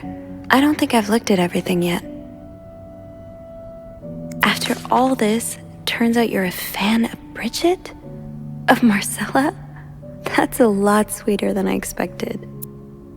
Dear Marcella, although you don't know me, I think I can safely say I'm your biggest fan. Your novels have literally changed my life. After the war, I spent almost 10 years in a psychiatric hospital because of panic attacks. None of the treatments were working, and I wasn't getting any better. I became friends with one of the nurses who started lending me books so I could pass the time. I didn't really like the first ones, but then I picked up Brigitte Boswell's first novel, your novel. I had never read such a beautiful love story. It almost brought tears to my eyes. I immediately urged the nurse to get me more of your books. Believe it or not, the more I read them, the less panic attacks I had. The doctors thought it was their new medication finally working, but I knew the truth. Your novels gave me the courage to get in contact with Lindsay, a friend from the war. I had always felt for him the same way your characters feel for each other. But I had never dared telling him. Now I have, thanks to you. The thought of seeing him again is what motivated me to get better and leave the hospital. Hope to hear back from him soon. His name's Lindsay. I've never heard of that as a guy name. After my discharge, I wanted to thank you for everything you've done for me. I've discovered Bridget was a pseudonym, so tracking you down took longer than I thought. Fortunately, I'm a very patient and resourceful man, and I never give up. Do you think we can meet? I have so much more to tell you, Paul. I'm glad you were able to open up to Marcella like this. Everyone needs someone to talk to. Dear Marcella, thank you for answering my letter. I realize now how unsettling it must have been for you.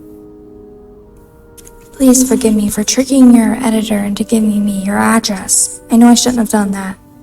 I wanted to thank you as well for your encouraging words concerning Lindsay. I still haven't heard from him, and I'm starting to fear I might have the wrong address. I wish I could take a train to Virginia. That's not an option right now, as I can barely pay the rent. I guess I'll have to find a job. As a kid, I dreamt of being an actor, a Hollywood star. I know it's a foolish dream, but what else can I do? What am I good at? I've tried getting some odd jobs already, but employers turn me down as soon as they learn where I've spent the last 10 years of my life. If it continues like this, I'll probably end up on the street like so many of my army buddies.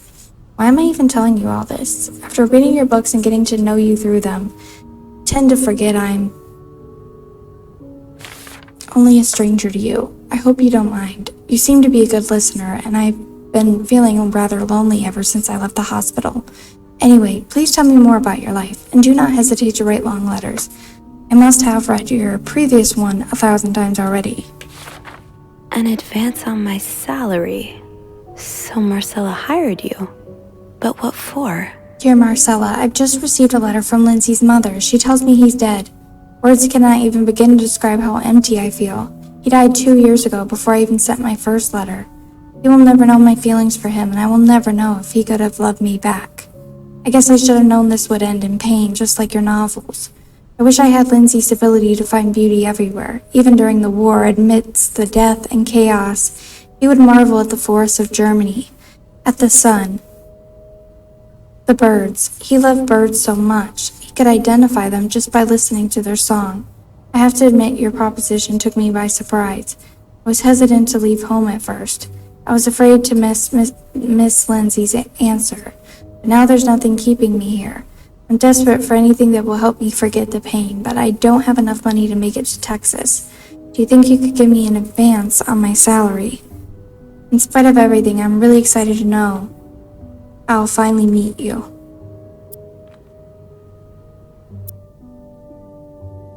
Oh, Lindsay's a man. Yeah, I guess it was presumptuous of me to think otherwise.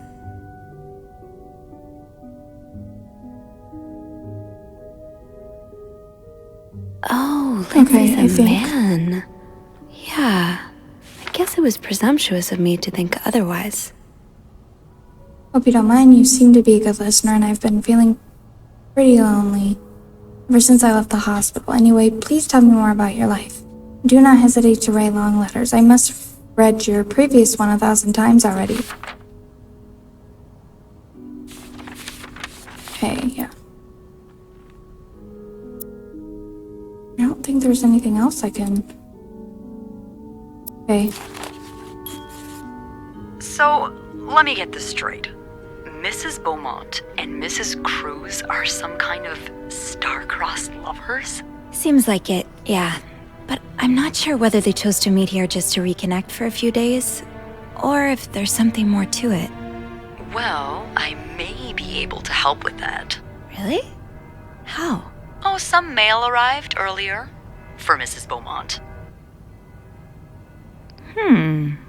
I wonder what's in it. We could open it. I mean, that's kinda illegal. Oh, is it? Yeah, I think it is. Well, too late. I've always known I would end up in prison one day. So? It's 3 train tickets. And, there's a tourism pamphlet for California. California? Well, it makes sense. It's much more progressive there than it is here. So They did mention it. Anna and Marcella want to go there to live their love freely. Anne and Marcella, huh? You 3 are best pals now?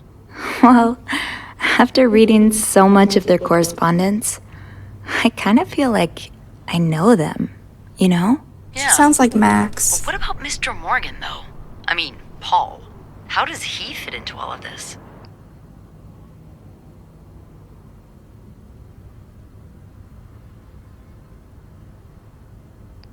Turns out he's a big fan of Marcella. Is she a celebrity or something?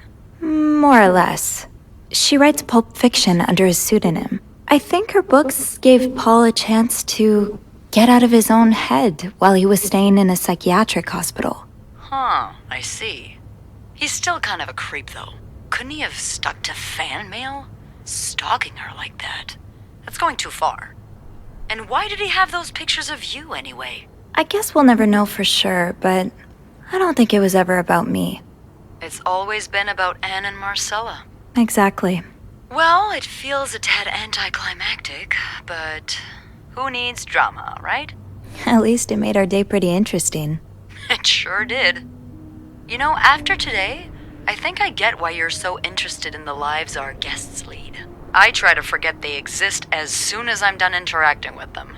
But once in a while, it's nice to remember that, well, even the most put-together person could be an absolute mess on the other side of the door.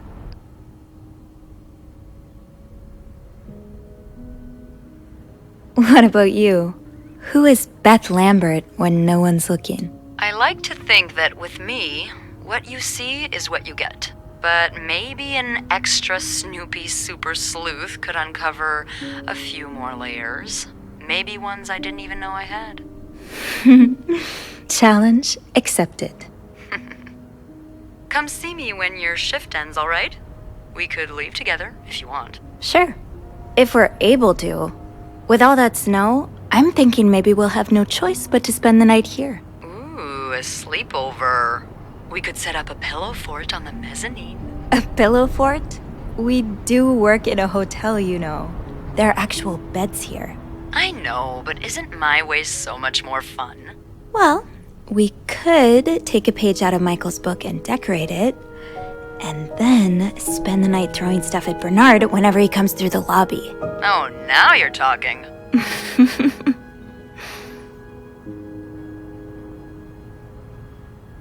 I just have to finish my tasks for the day, and then I can leave.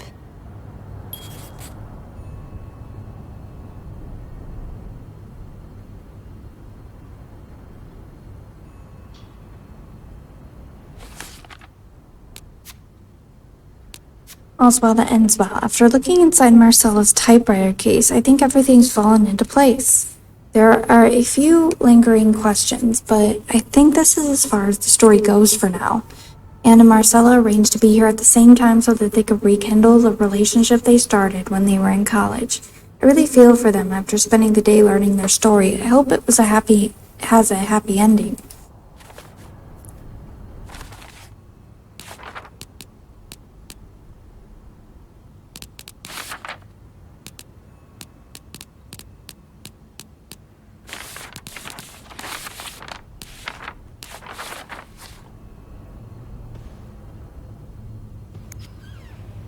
That ringing. Sounds like the elevator doors are jammed.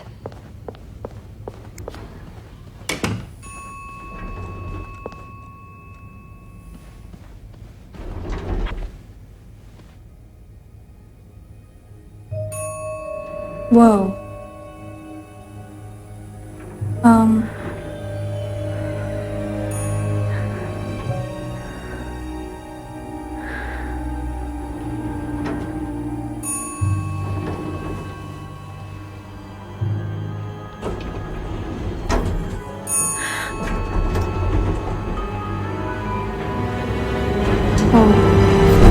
Yikes. Oh.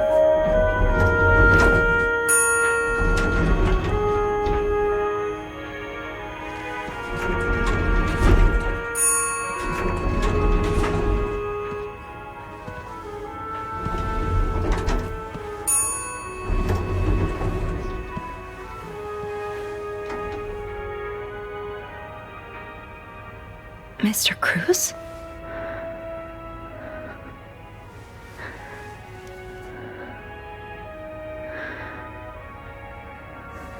Mr. Cruz. Oh God. Oh God. What happened?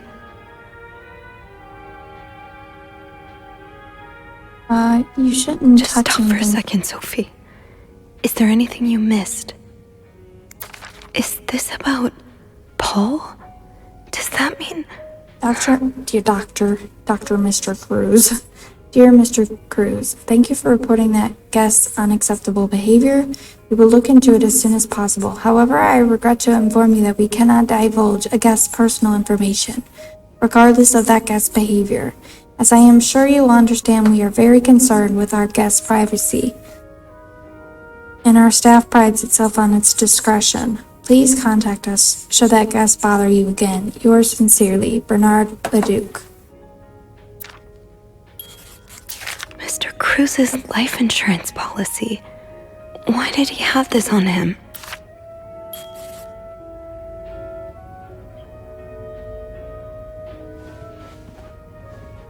Please let... I have to get the power back on. Hector, what on earth happened? I was on the 5th floor and heard the elevator door ringing repeatedly, so I went to check it out. I found Hector's body between the elevator doors, lying in a pool of blood. I checked his pulse and couldn't feel anything. On his person were 2 pieces of paper, a letter from Bernard, and a copy of Hector's life insurance policy. My head is swirling with questions. What does it all mean? How did this happen? Who could have done this to Hector? Oops, sorry, guys. Echoed a little. If this was in fact someone else's doing. Lights out, and then the lights went out, as if the situation wasn't ominous enough. I need to get the power running again, and then I'll figure out what to do about poor Hector. May as well try fiddling with the fuse box in the janitor's closet.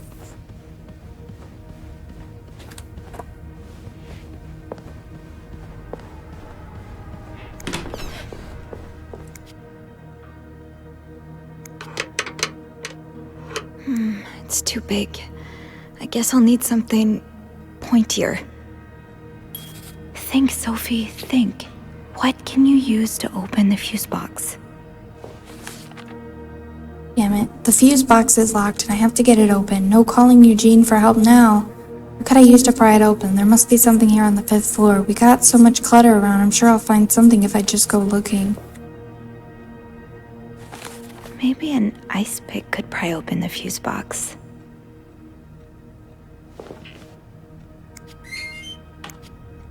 I don't think there's anything here that would help me.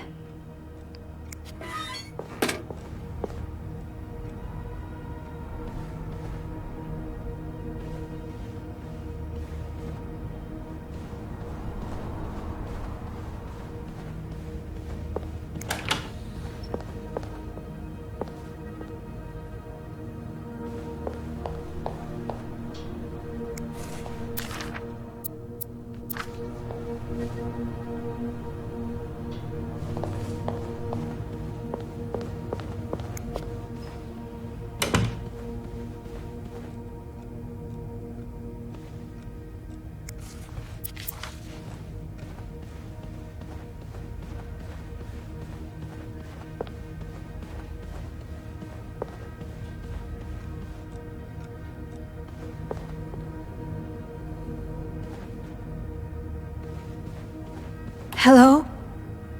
Is anyone in? Hello? I need help. Hello?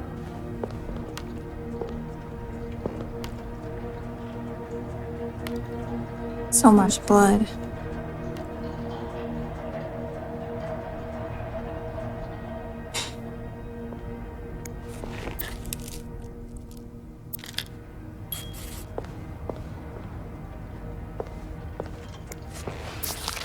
Poor Paul. Lindsay's death really hit him hard. He hasn't been in the best headspace. February 14th, Montreal is much bigger than I had expected. Big cities always make me feel lonely, and that feeling was only exaggerate,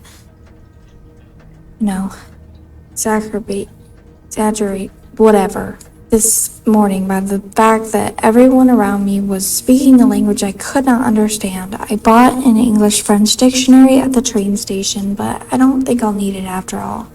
English speakers seem more common in the downtown area, thank God. The hotel is nice. When I arrived, the whole staff was busy getting ready for some big event. It wasn't until I saw Marcella enter the lobby with a flower bouquet that I realized today's Valentine's Day. Hector and her were gone in a flash, and I was left feeling more alone than ever. Wishing Lindsay was here with me. Helping Marcella out these past few weeks has been a great distraction, but it still hurts so much every time I think about him. I had hoped the pain would have gone by now. I'll probably need a double dose of Biltone to sleep tonight. So Paul just needed to pass the time while Marcella was away. That's why he was observing us. Today I wanted to follow Marcella and Hector out of the hotel, but the sidewalks were so packed with people that I started having a panic attack. Tried taking a cab, and that's when I realized I was all out of money. It's been a while since Marcella's last payment. And the hotel room was more expensive than I had anticipated. I couldn't resort to selling the camera, so I decided to pawn my victory medal instead. It was hard letting it go after so many years, and yet it also felt strangely liberating.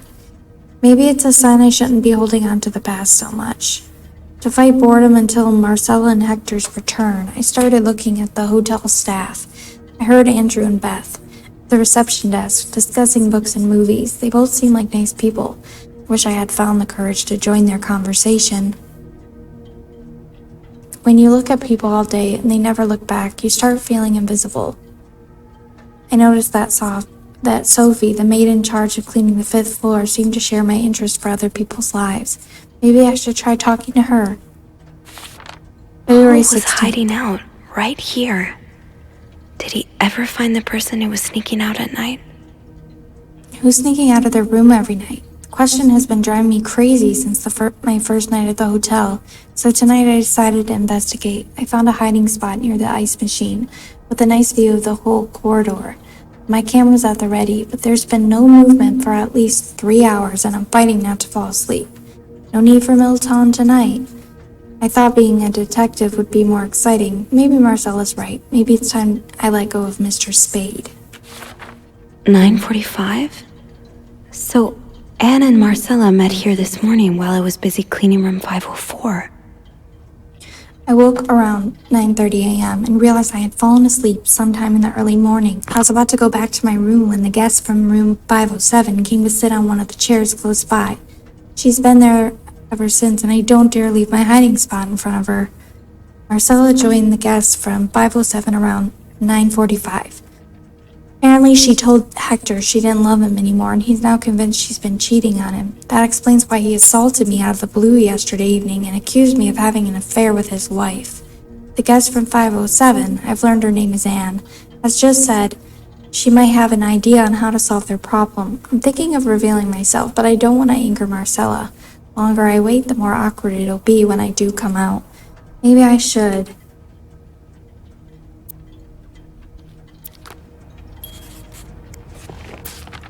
Oh, so Paul's work with Marcella was to follow her around like a private investigator, to help her with research for her novel. Dear Paul, I am sorry to hear you are in such a dire situation. You seem to possess a lot of useful skills, and it's a shame employers cannot see past your medical history. But don't despair. I have been writing novels for almost 8 years now. My publisher takes most of the sales revenue. I was still able to collect a substantial sum of money over the years. Now I would like to use that money to hire you. I am getting tired of romance novels, and I'm thinking of branching out into crime fiction. As a sort of research, I would like you to follow me around town and take notes of my comings and goings. I am aware this is a very unusual job, but considering you were able to track me down, I believe you would make a great private detective. In addition to your salary, I would cover all work-related expenses.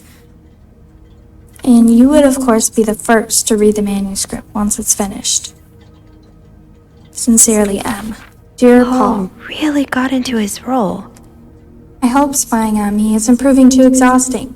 You've really inspired me so far, and I already have tons of ideas. The trench coats you bought were a nice touch. You look straight out of a film noir. I also noticed you started smoking. It's probably another way for you to get into character, but maybe that's pushing it a little too far. You know best, of course, but don't pick up drinking next. At this rate, I should be able to start writing in 2 or 3 weeks. Thanks again for your help, M. Paul, why'd you follow Marcella me to Montreal even though she was done with her research? to Montreal? As I already told you, I do not require your services anymore. I'm starting to worry you are taking your role a bit too seriously. You're not a real detective. You have to let go.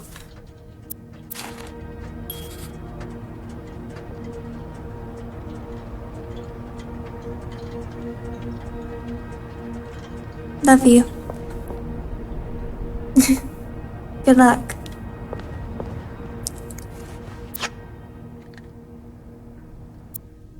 A.B. Anne Beaumont.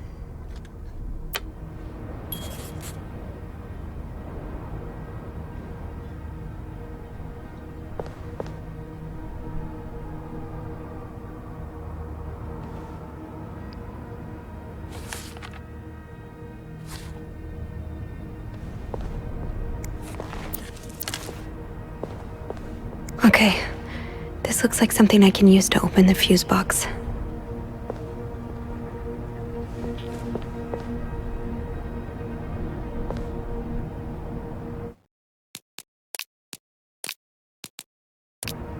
No, should I, throw them away?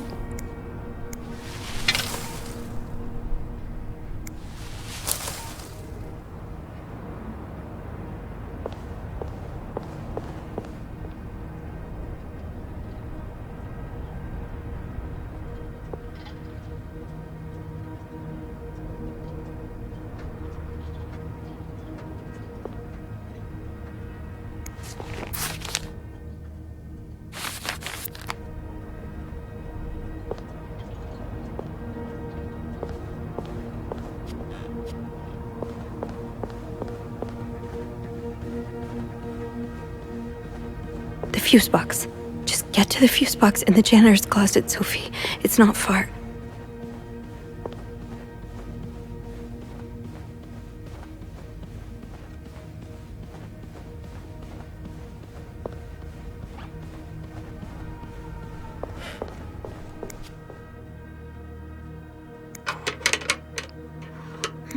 It's too big.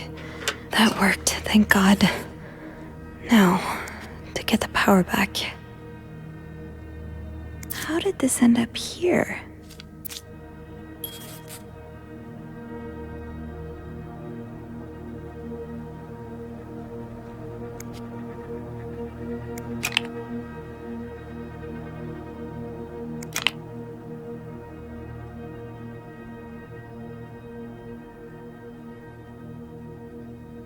How does Eugene do this again?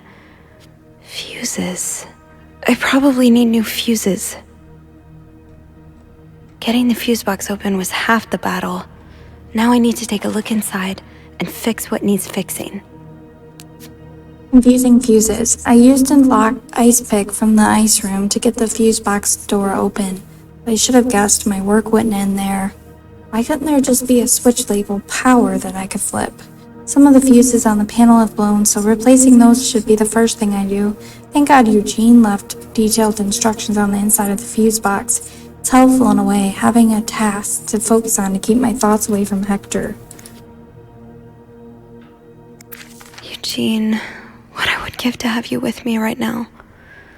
There's a power outage and I'm Your busy note will have preventing to another make part of do. this hotel from collapsing. Here's what to do. Check fuse box plan for required amperage of each socket. Remove all blown sockets from sockets. Blown fuses are usually blackened. Screw in new fuses and sockets. Make sure amperage is correct. Flick big lever to restore power.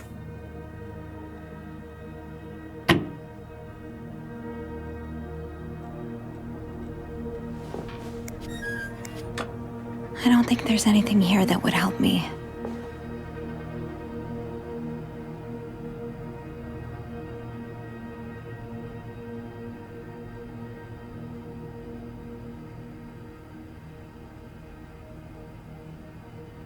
It's like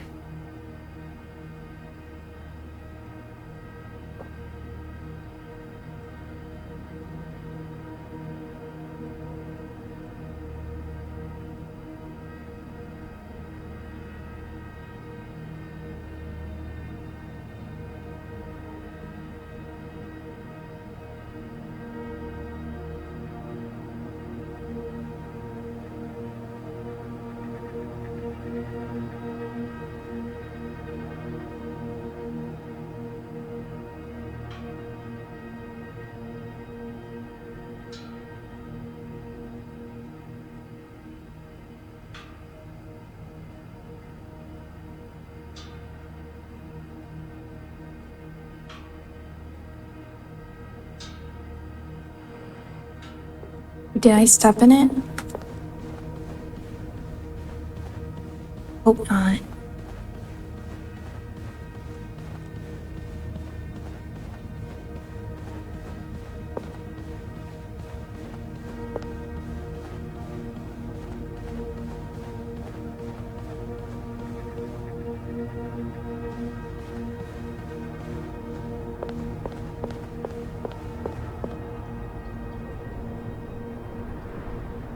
Find out.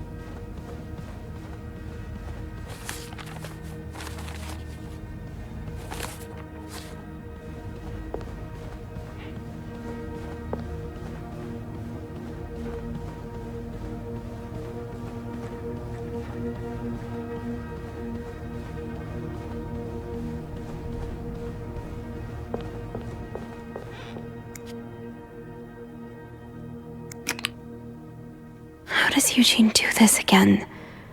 Fuses. I probably need new fuses. How does Eugene do this again? Fuses. I probably need new fuses.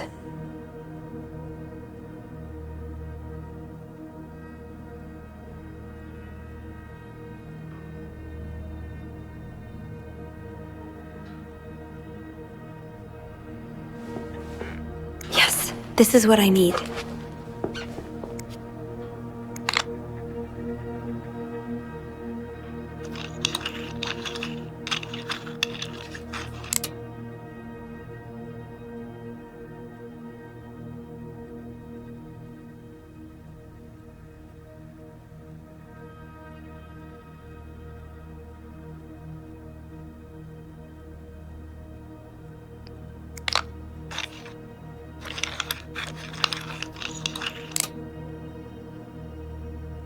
How does Eugene do this again?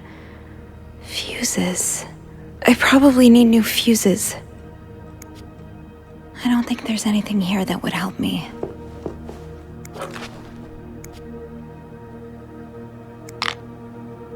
No.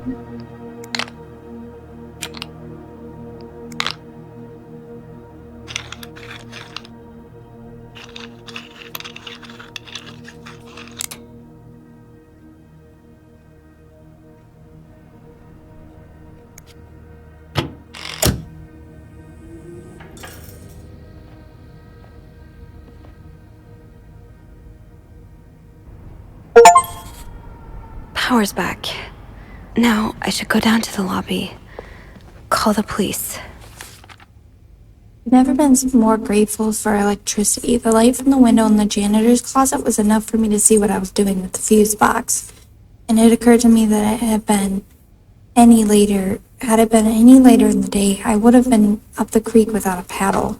I'll head down to the lobby, go straight to reception, and get the police on the phone. This nightmare's almost over, or so I hope.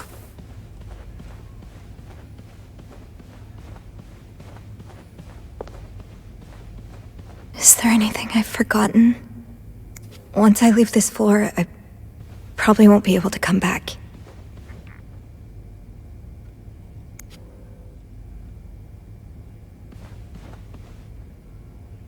I don't know, is there something I forgot?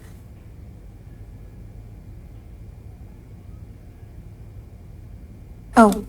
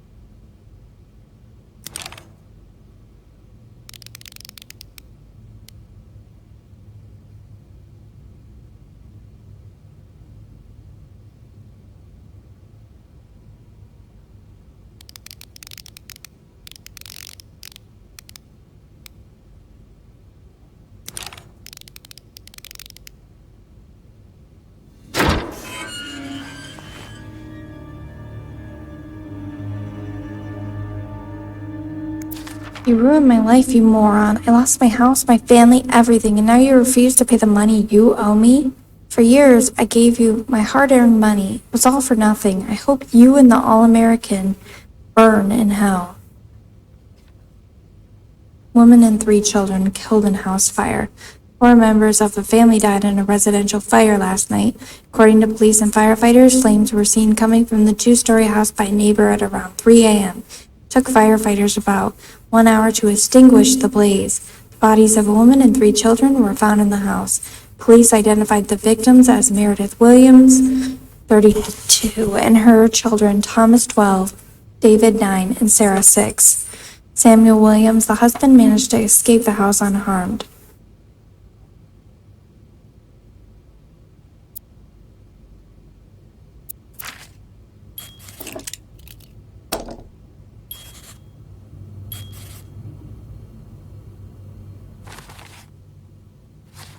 I have to contact the police.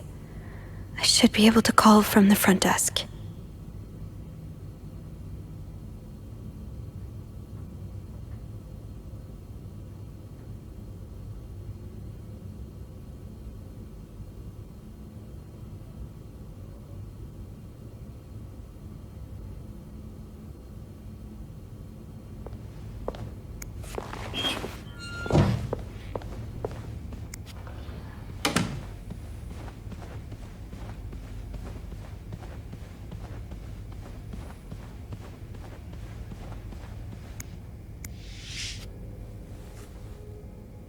I'm sorry.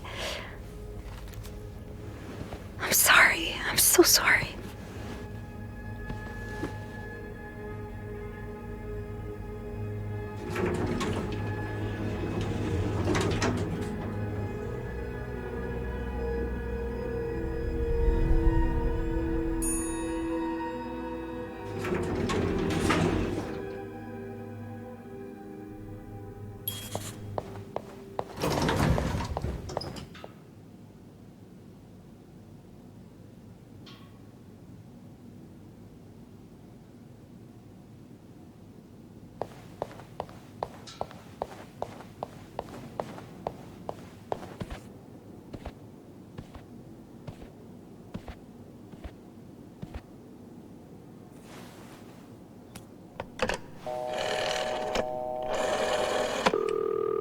Montreal Police Service, Station 22. There's a man dead.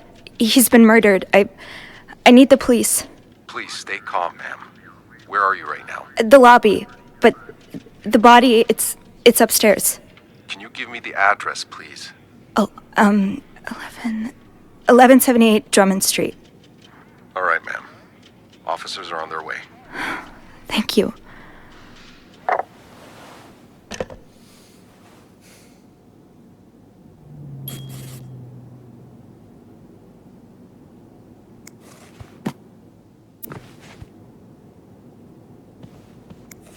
Why does the VIP want to meet with Paul? Maybe he fell for his role-playing and wants to hire him as a private investigator. Discard previous instructions. Our prestigious guest has expressed the desire to meet the guest from room 505. I cannot fathom what such an illustrious man wants from such a freak, but if you see him, please direct him towards my office. Thank you, Bernard Leduc, hotel manager. Bernard really wants Paul out of the hotel. To all reception staff, I have heard more reports on the guest from room 505 and his strange behavior, following people around, spying on guests. As you all are aware, we have a very prestigious guest in room 602, and I would hate for his stay at our distinguished establishment to be tarnished because of some other undesirable guests. Inform the guest in 505 that he must vacate his room as soon as possible. Invent an excuse if you have to. Also note that from now on our if you can pay, you can stay policy no longer applies. Guests who do not fit the hotel's new elevated standards should be denied a room. Thank you, Bernard Leduc, hotel manager. Okay, I can see how this could make Paul look bad. But it's obvious Bernard cares more about the hotel's reputation than the guests' well-being.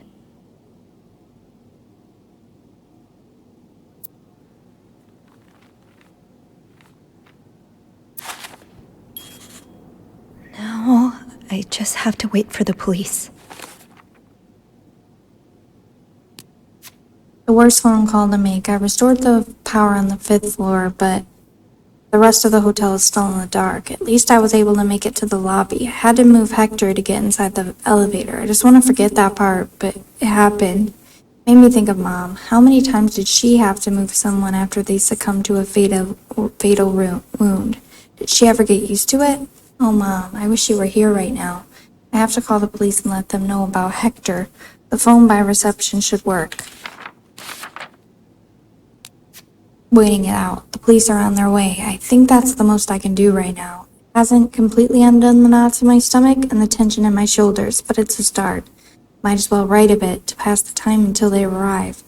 I don't know what will happen next. If my hunch is correct and Hector was indeed murdered, I suppose the police's main priority will be to determine who did it.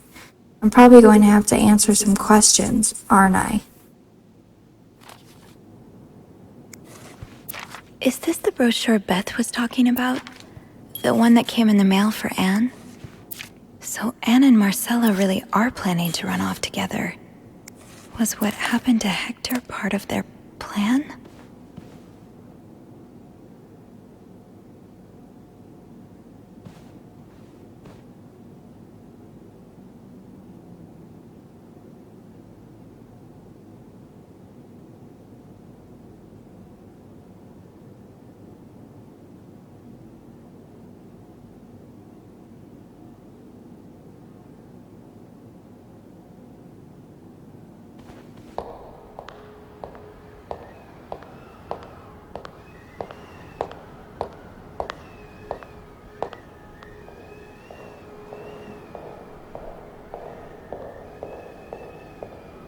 Oh, hey you! Great timing, right?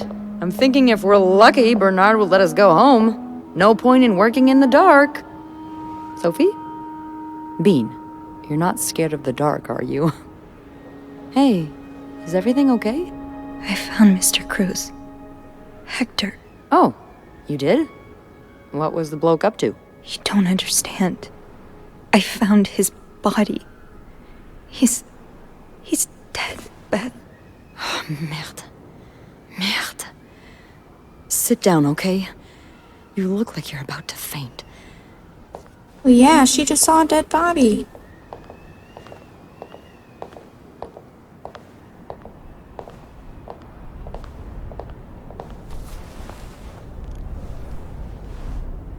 Have you called the police? Yeah, they're on their way. What happened? Was there an accident? No, I don't think so. Someone did this to him. You mean... Merde. Do you think it could have been Anne and Marcella? I found something on Hector that would point to that. Yes. Wait, so you touched the body? The dead body? Yes. Kind of. Sophie, rule number 1 when stumbling upon a dead body. Do not touch. I tried Could not really to. get you in trouble. So, what did you find? There was this letter that made it sound like Marcella would get a lot of money from her husband's death. Throw the affair into the mix and you get a pretty good motive. That's what I'm thinking. I'm probably going to hell for saying this. Who am I kidding? I'm going to hell anyway. But I can't really blame her if she did it. I'm not sure I'm following. You can't blame her for murder. I'm not excusing it. I'm not. Just... women like Anne and Marcella have so few options. It's like the world is designed to keep them apart. Beth. Oh, you know. You know. That photographer I've told you about, Ziva Rivers, she was more than a gal pal. We were together for a while, and I was so in love. It was like a fire Rain couldn't put out. I guess like anything that intense, it wasn't meant to last, but while it lasted, I was the happiest I've ever been. And if something had come between us, kept us apart, I would have done just about anything to be with her. Maybe that's what happened here with Anne and Marcella. Thank you. Thank you for trusting me with this. Maybe now you can understand why I care so much about you. I don't know if I'm feeling inspired by Anne and Marcella, or if it's the shock of being so close to an actual murder, but, I'd really like for us to be more than just friends, Sophie. Yeah. I'd like that too. That's... That's great. The police is here. Just be mindful of what you tell them, okay? Yeah. Yeah, of course.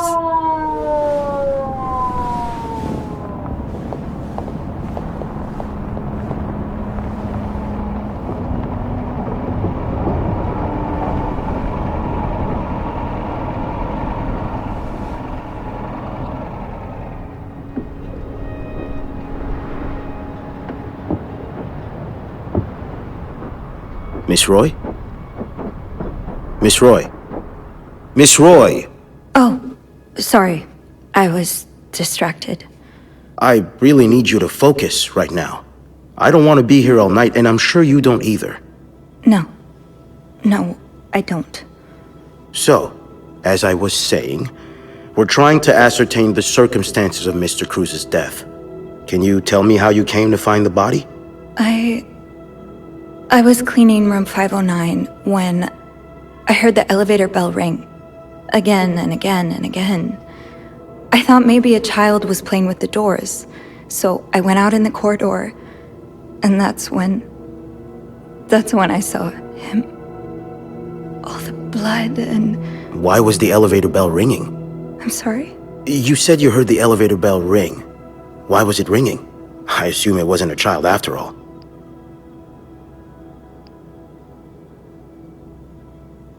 Well, Mr. Cruz's body was preventing the doors from closing. Really? When we found the body, it wasn't that close to the doors. Oh, the stairs are blocked because of the renovations, so the elevator's the only way out of the 5th floor. I had no choice but to move the body. Just a little.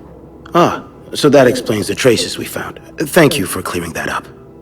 So, what did you do after that? Well, that's when the power cut. So I had to go to the janitor's closet. To access the fuse box. Exactly.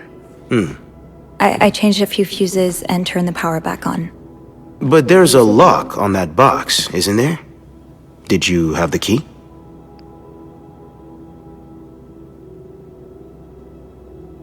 No, I didn't. Only Eugene does. But I thought an ice pick might do the trick, so I went to the ice machine to get one. You're a size 7, I suppose. Yes, I am. Why? What did you see when you went to the ice machine? There was blood. A lot of it. Did you touch anything? I might have touched a few things. Just to figure out what had happened to Mr. Cruz. Of course you did. Why so many witnesses can't help but compromise the evidence is just beyond me. Anyway, what did you do after restoring the power? I took the elevator down to the lobby. That's where I called the police. Do you remember what you said to the operator? The exact words.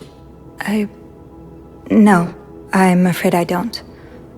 You said, there's a man dead. He's been murdered. That's possible. What makes you so sure it was murder?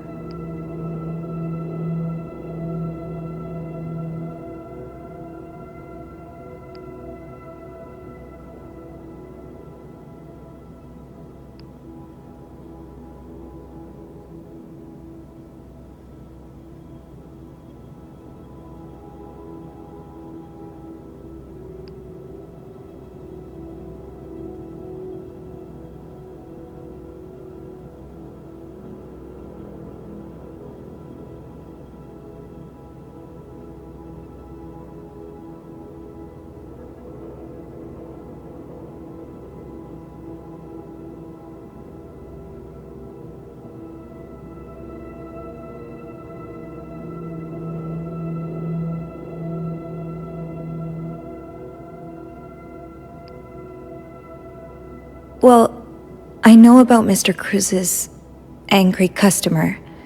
The one who sent him death threats. Oh, yes, we found those. But the customer in question lives back in Texas, so there's no way he could have killed Mr. Cruz. And anyway, how do you even know about that?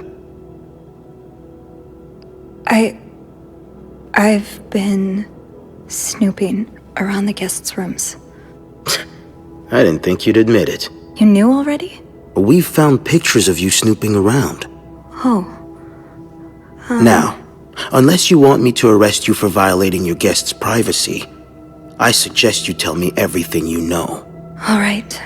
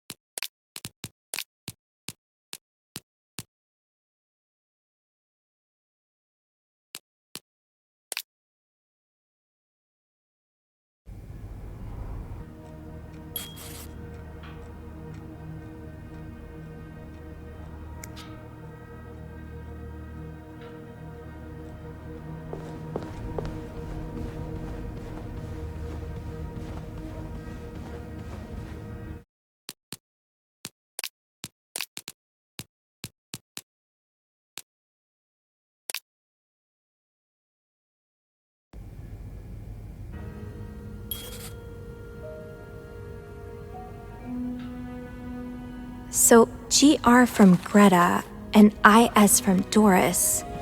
Gree? Could that be the code for the case on the bed in 509? It's worth a try.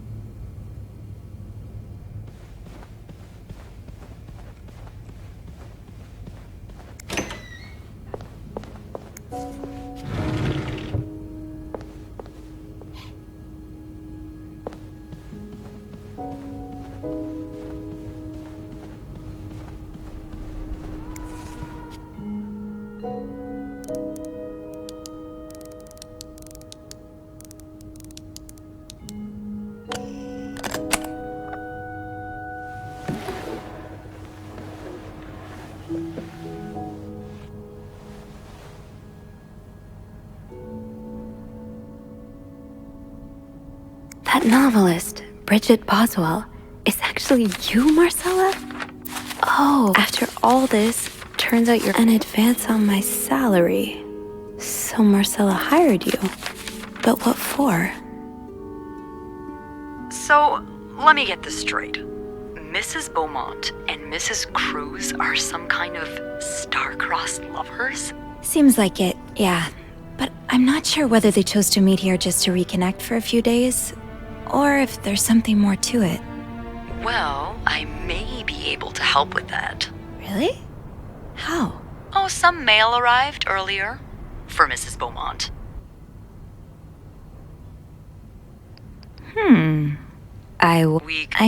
Yeah. Well, yeah. I think Marcella hired him. I found some letters Paul wrote to her. He said that her proposition took him by surprise, and that he'd need an advance on his salary. What did she hire him for?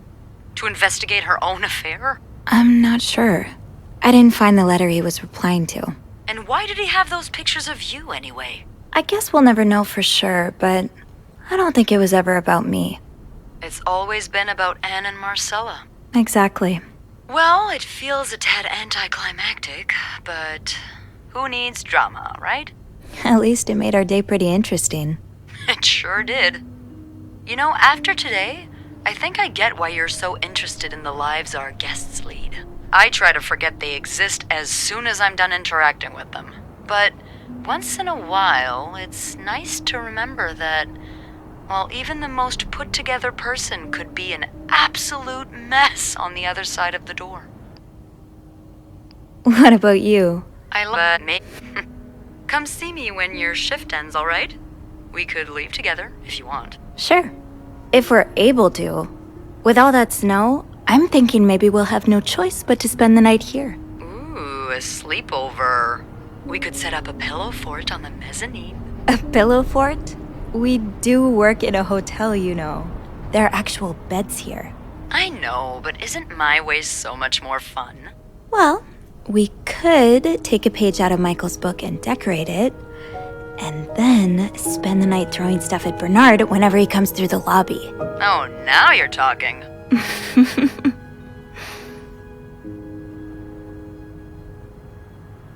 I just have to finish my tasks for the day, and then I can leave.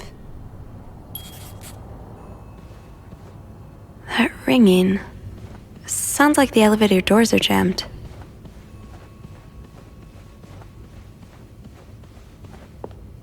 No combination, no entry.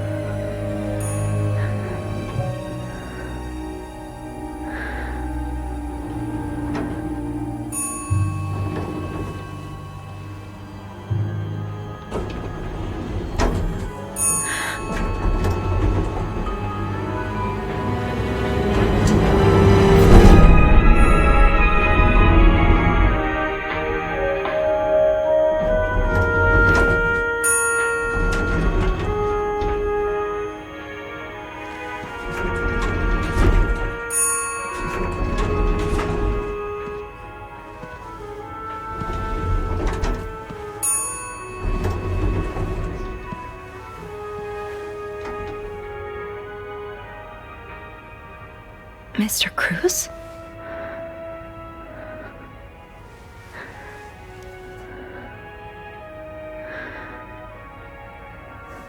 Mr. Cruz. Oh God. Oh God. What happened?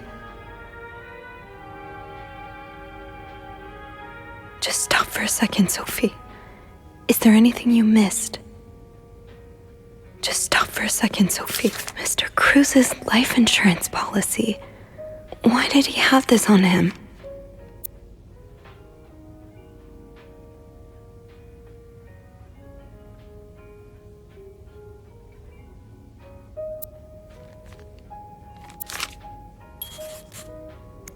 Is this about Paul? Does that mean...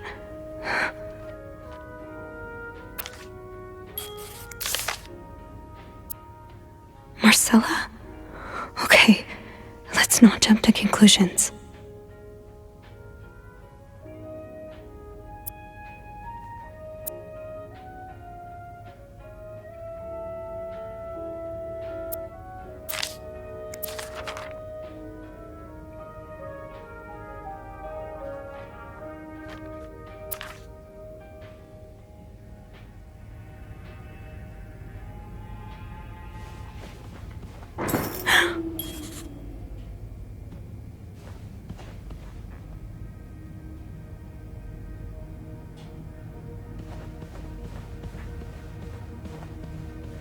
I have to get the power back on.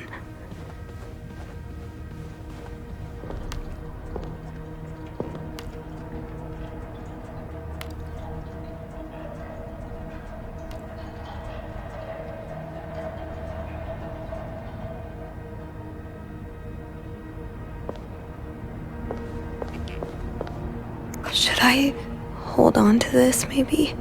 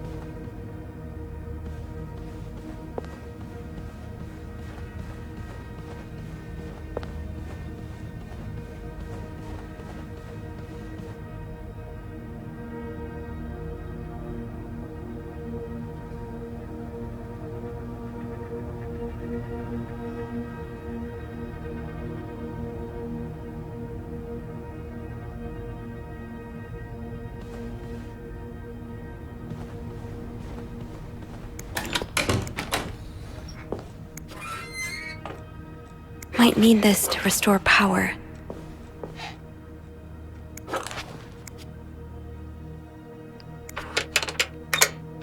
That worked, thank God. Now, to get the Eugene, how did this end up here?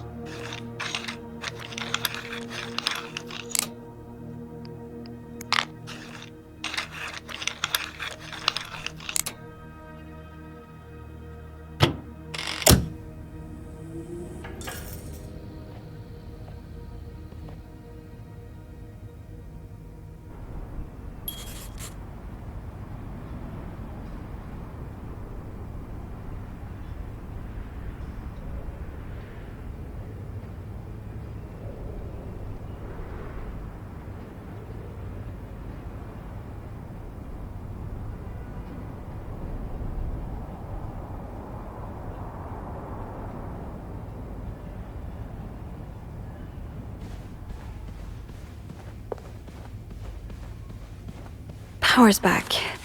Now, I should go down to the lobby. Call the police.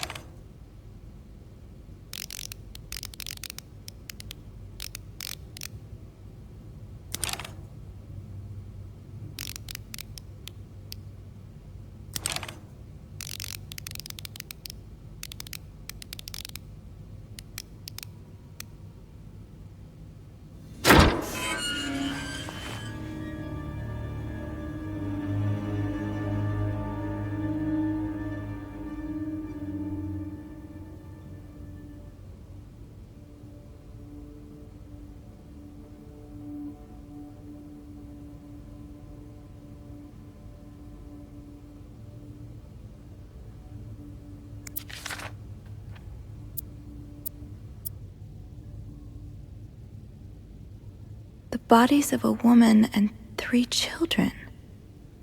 3 children? Huh.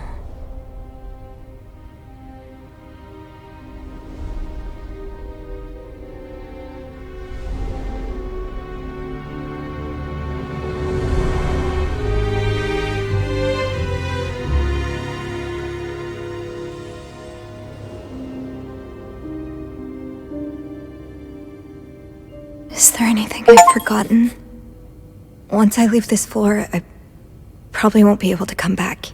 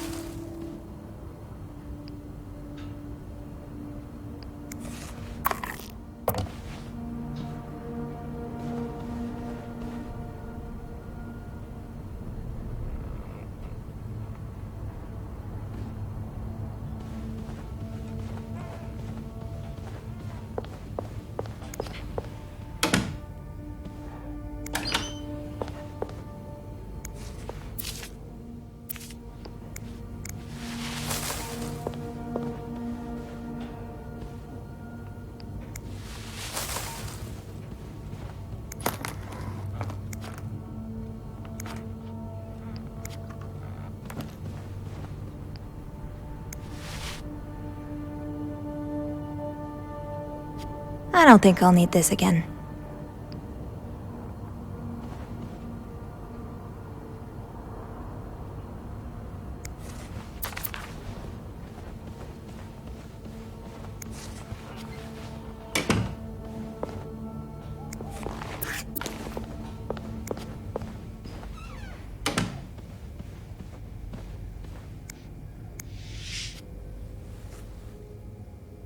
I'm sorry. I'm sorry. I'm so sorry.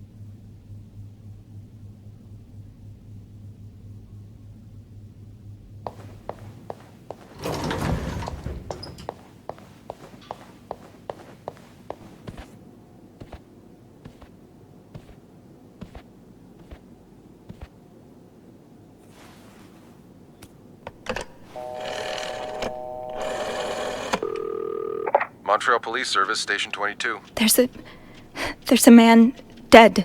He's been murdered. I need the police. Please stay calm, ma'am. Where are you right now? The lobby, but the body, it's upstairs. Can you give me the address, please? Oh, 1178 Drummond Street. All right, ma'am. Officers are on their way. Thank you.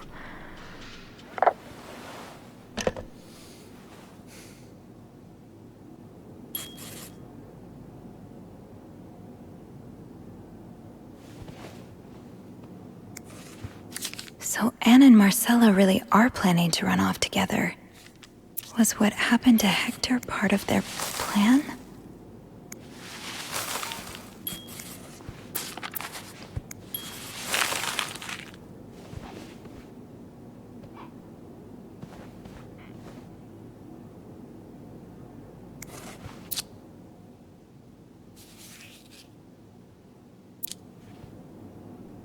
Now, I just have to wait for the police.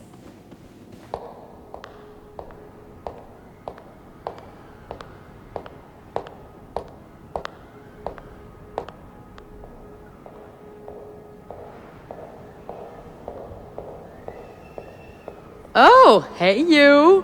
Great timing, right? I'm thinking if we're lucky, Bernard will let us go home. No point in working in the dark. Sophie? Bean, you're not scared of the dark, are you? Hey, is everything okay? I found Mr. Cruz. Hector. Oh, you did? What was the bloke up to? You don't understand. I found his body. He's dead, Beth. Oh, merde. Merde. Sit down, okay? You look like you're about to faint.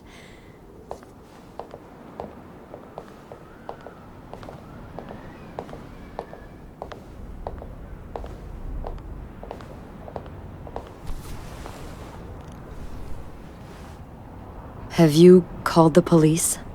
Yeah, they're on their way. What happened? Was there an accident? No, I don't think so. Someone did this to him. You mean, do you... I found some... Wait. I just could... Yeah.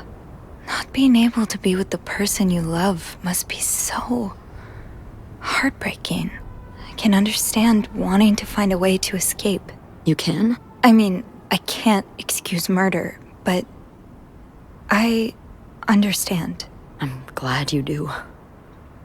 You know, that photographer I've told you about, Ziva Rivers, she was more than a gal pal.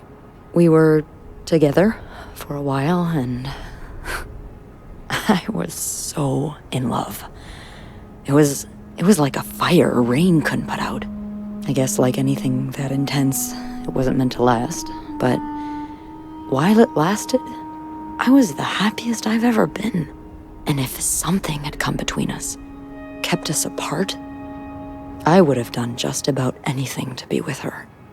Maybe that's what happened here with Anne and Marcella. Thank you. Thank you for trusting me with this. Maybe now you can understand why I care so much about you. I don't know if I'm feeling inspired by Anne and Marcella, or if it's the shock of being so close to an actual murder, but, I'd really like for us to be more than just friends, Sophie. Yeah. I'd like that too. That's great. The police is here.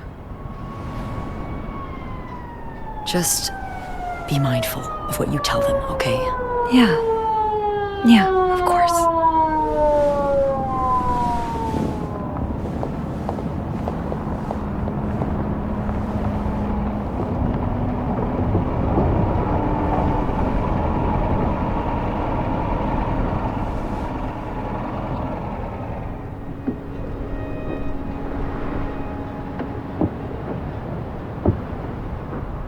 Miss Roy?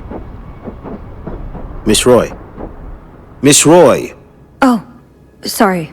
I was distracted. I really need you to focus right now. I don't want to be here all night, and I'm sure you don't either. No, I don't. So, as I was saying, we're trying to ascertain the circumstances of Mr. Cruz's death. Can you tell me how you came to find the body? I was cleaning room 509 when I heard the elevator bell ring. Again and again and again. I thought maybe a child was playing with the doors, so I went out in the corridor, and that's when I saw him. All the blood and... Why was the elevator bell ringing? I'm sorry? You said you heard the elevator bell ring. Why was it ringing? I assume it wasn't a child after all.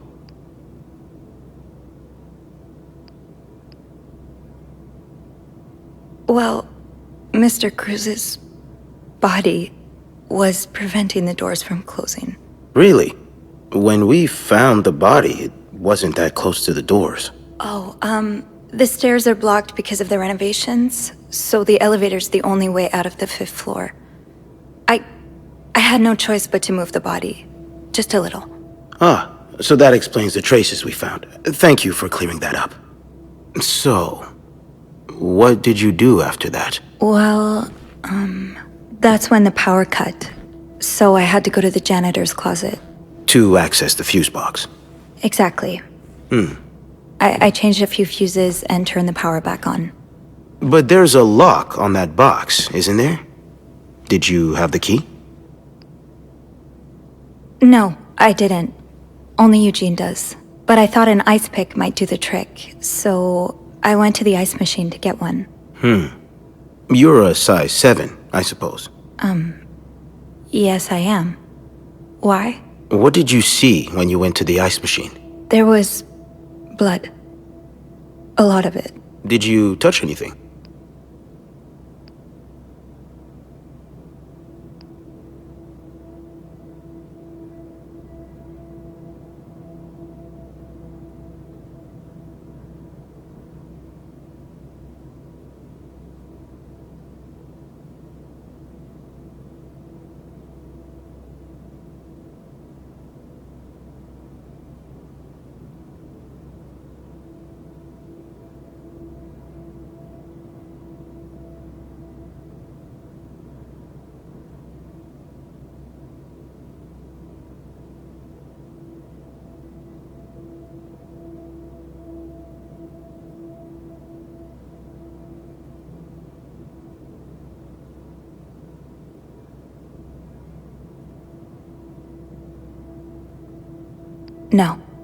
No, nothing.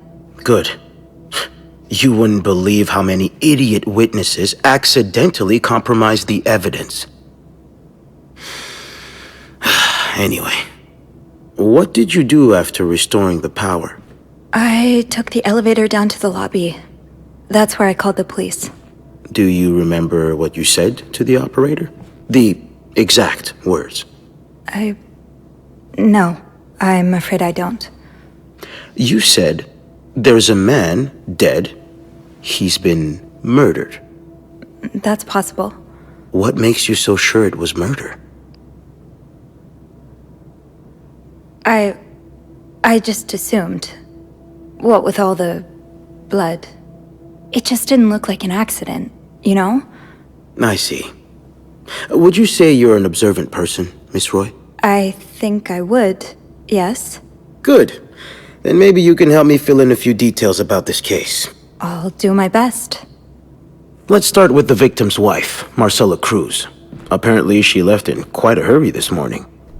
What can you tell me about her?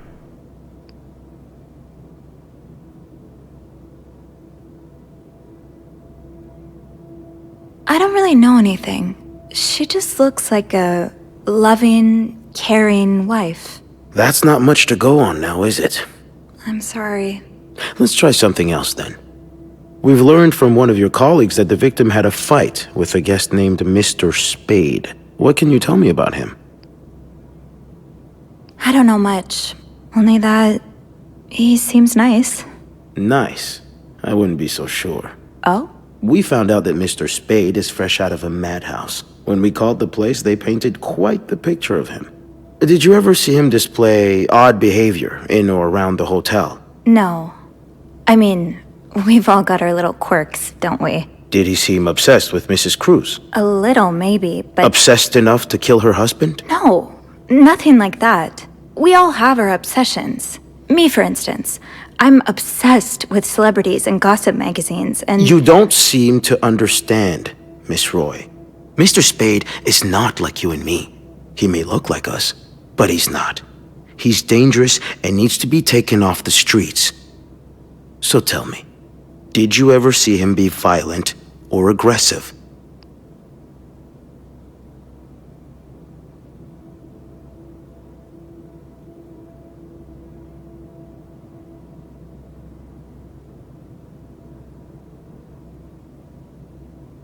No, I didn't. All right, then. Can I leave now? Yes, you can. Thank you for your cooperation, Miss Roy. We'll be in touch if we have any more questions.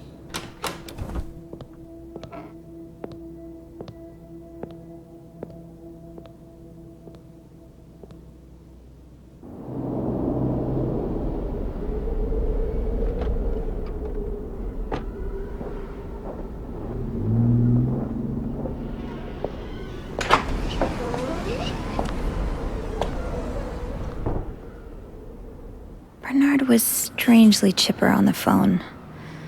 That can't be a good sign. I guess I'll know soon enough.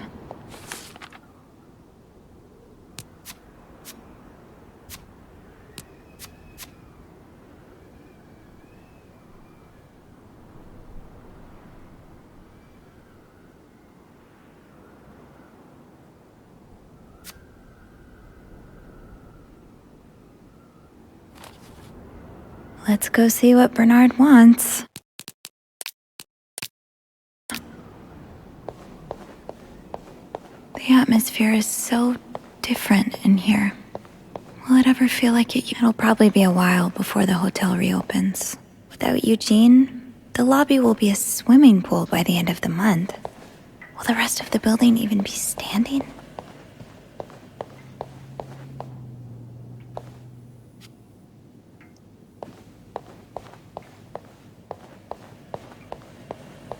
I'm not going back up there.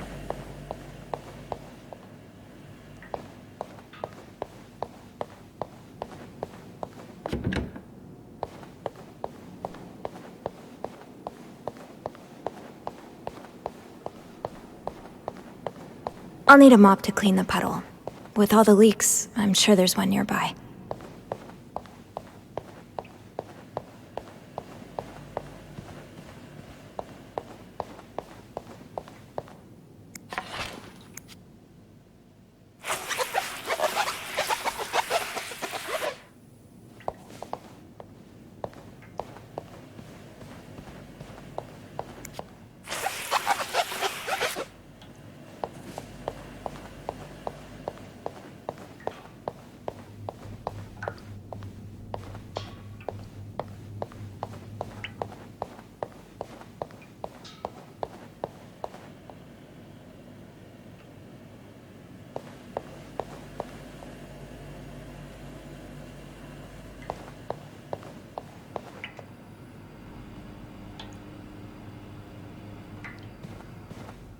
Ugh, go to hell. Beth, Hey, are you okay? I'm out of a job. But other than that, yeah, everything's just peachy. What? No, I hope you're luckier than I am. Come join me when he's done with you, all right? I'll be questioning my life choices on the mezzanine. yeah. Yeah, okay.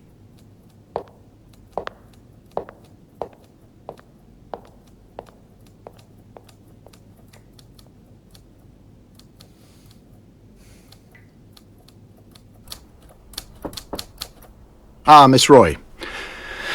Come in.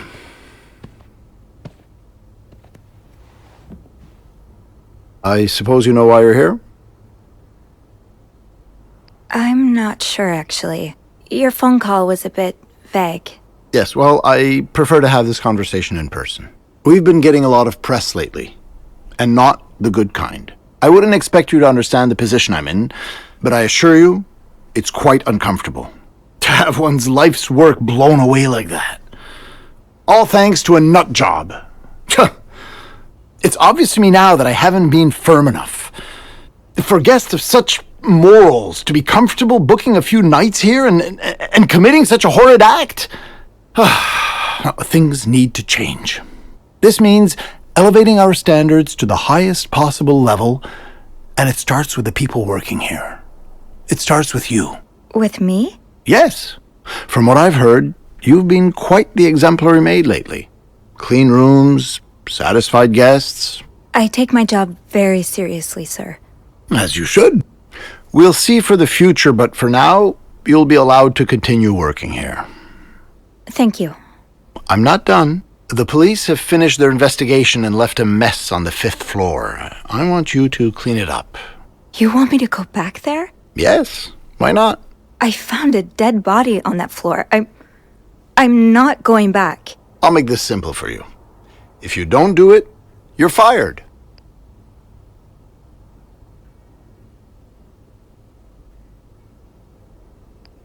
You can't fire me. Because I quit. Sure. I fire you, you quit. It's all the same to me. Just make sure to empty your locker before the end of the month. That'll be all.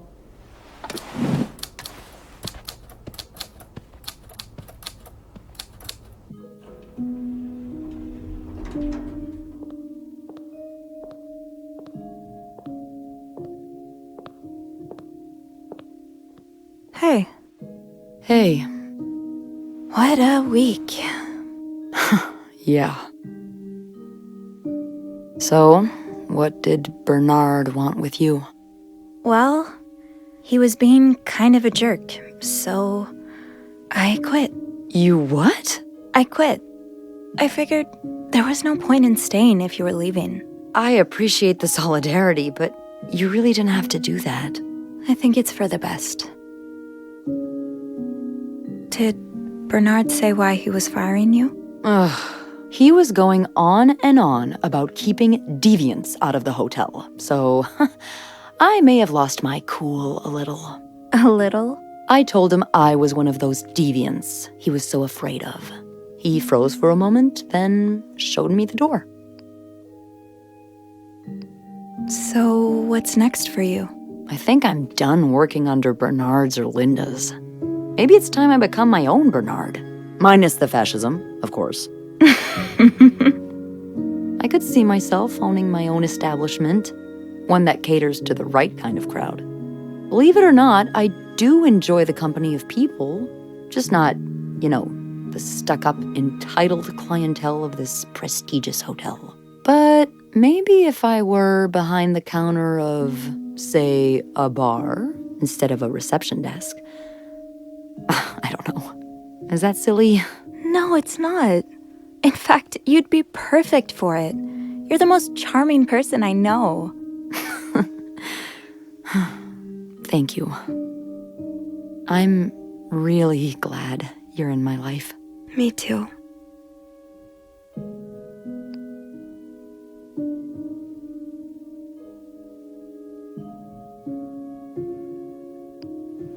Can I, Kiss me? yes. I thought You never ask.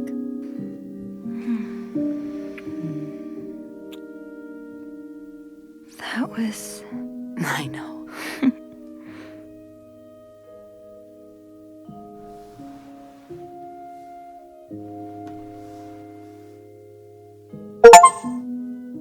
I've been thinking about Anne and Marcella a lot. Should I be jealous? No, not in that way. I've been thinking about what they went through. How they had to lie and pretend. Day after day. How they had to live someone else's life for 10 years before they could finally be with each other. I don't think I could do that. Well, I have good news for you, Bean. Times are changing. It's already started elsewhere. And it will get here, eventually. One day, all the Annes and Marcellas of the world will live happily together, and no one will give a damn. I really hope that's true. It will be.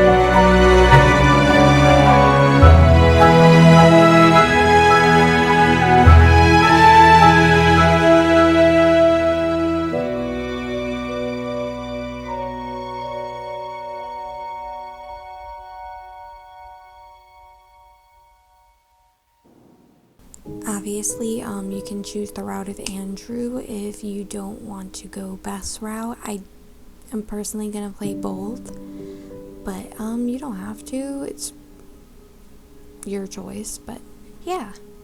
Alright guys, well that was it for this video. This was interesting. It was fun to play. I'll see you guys next time. I hope you take care.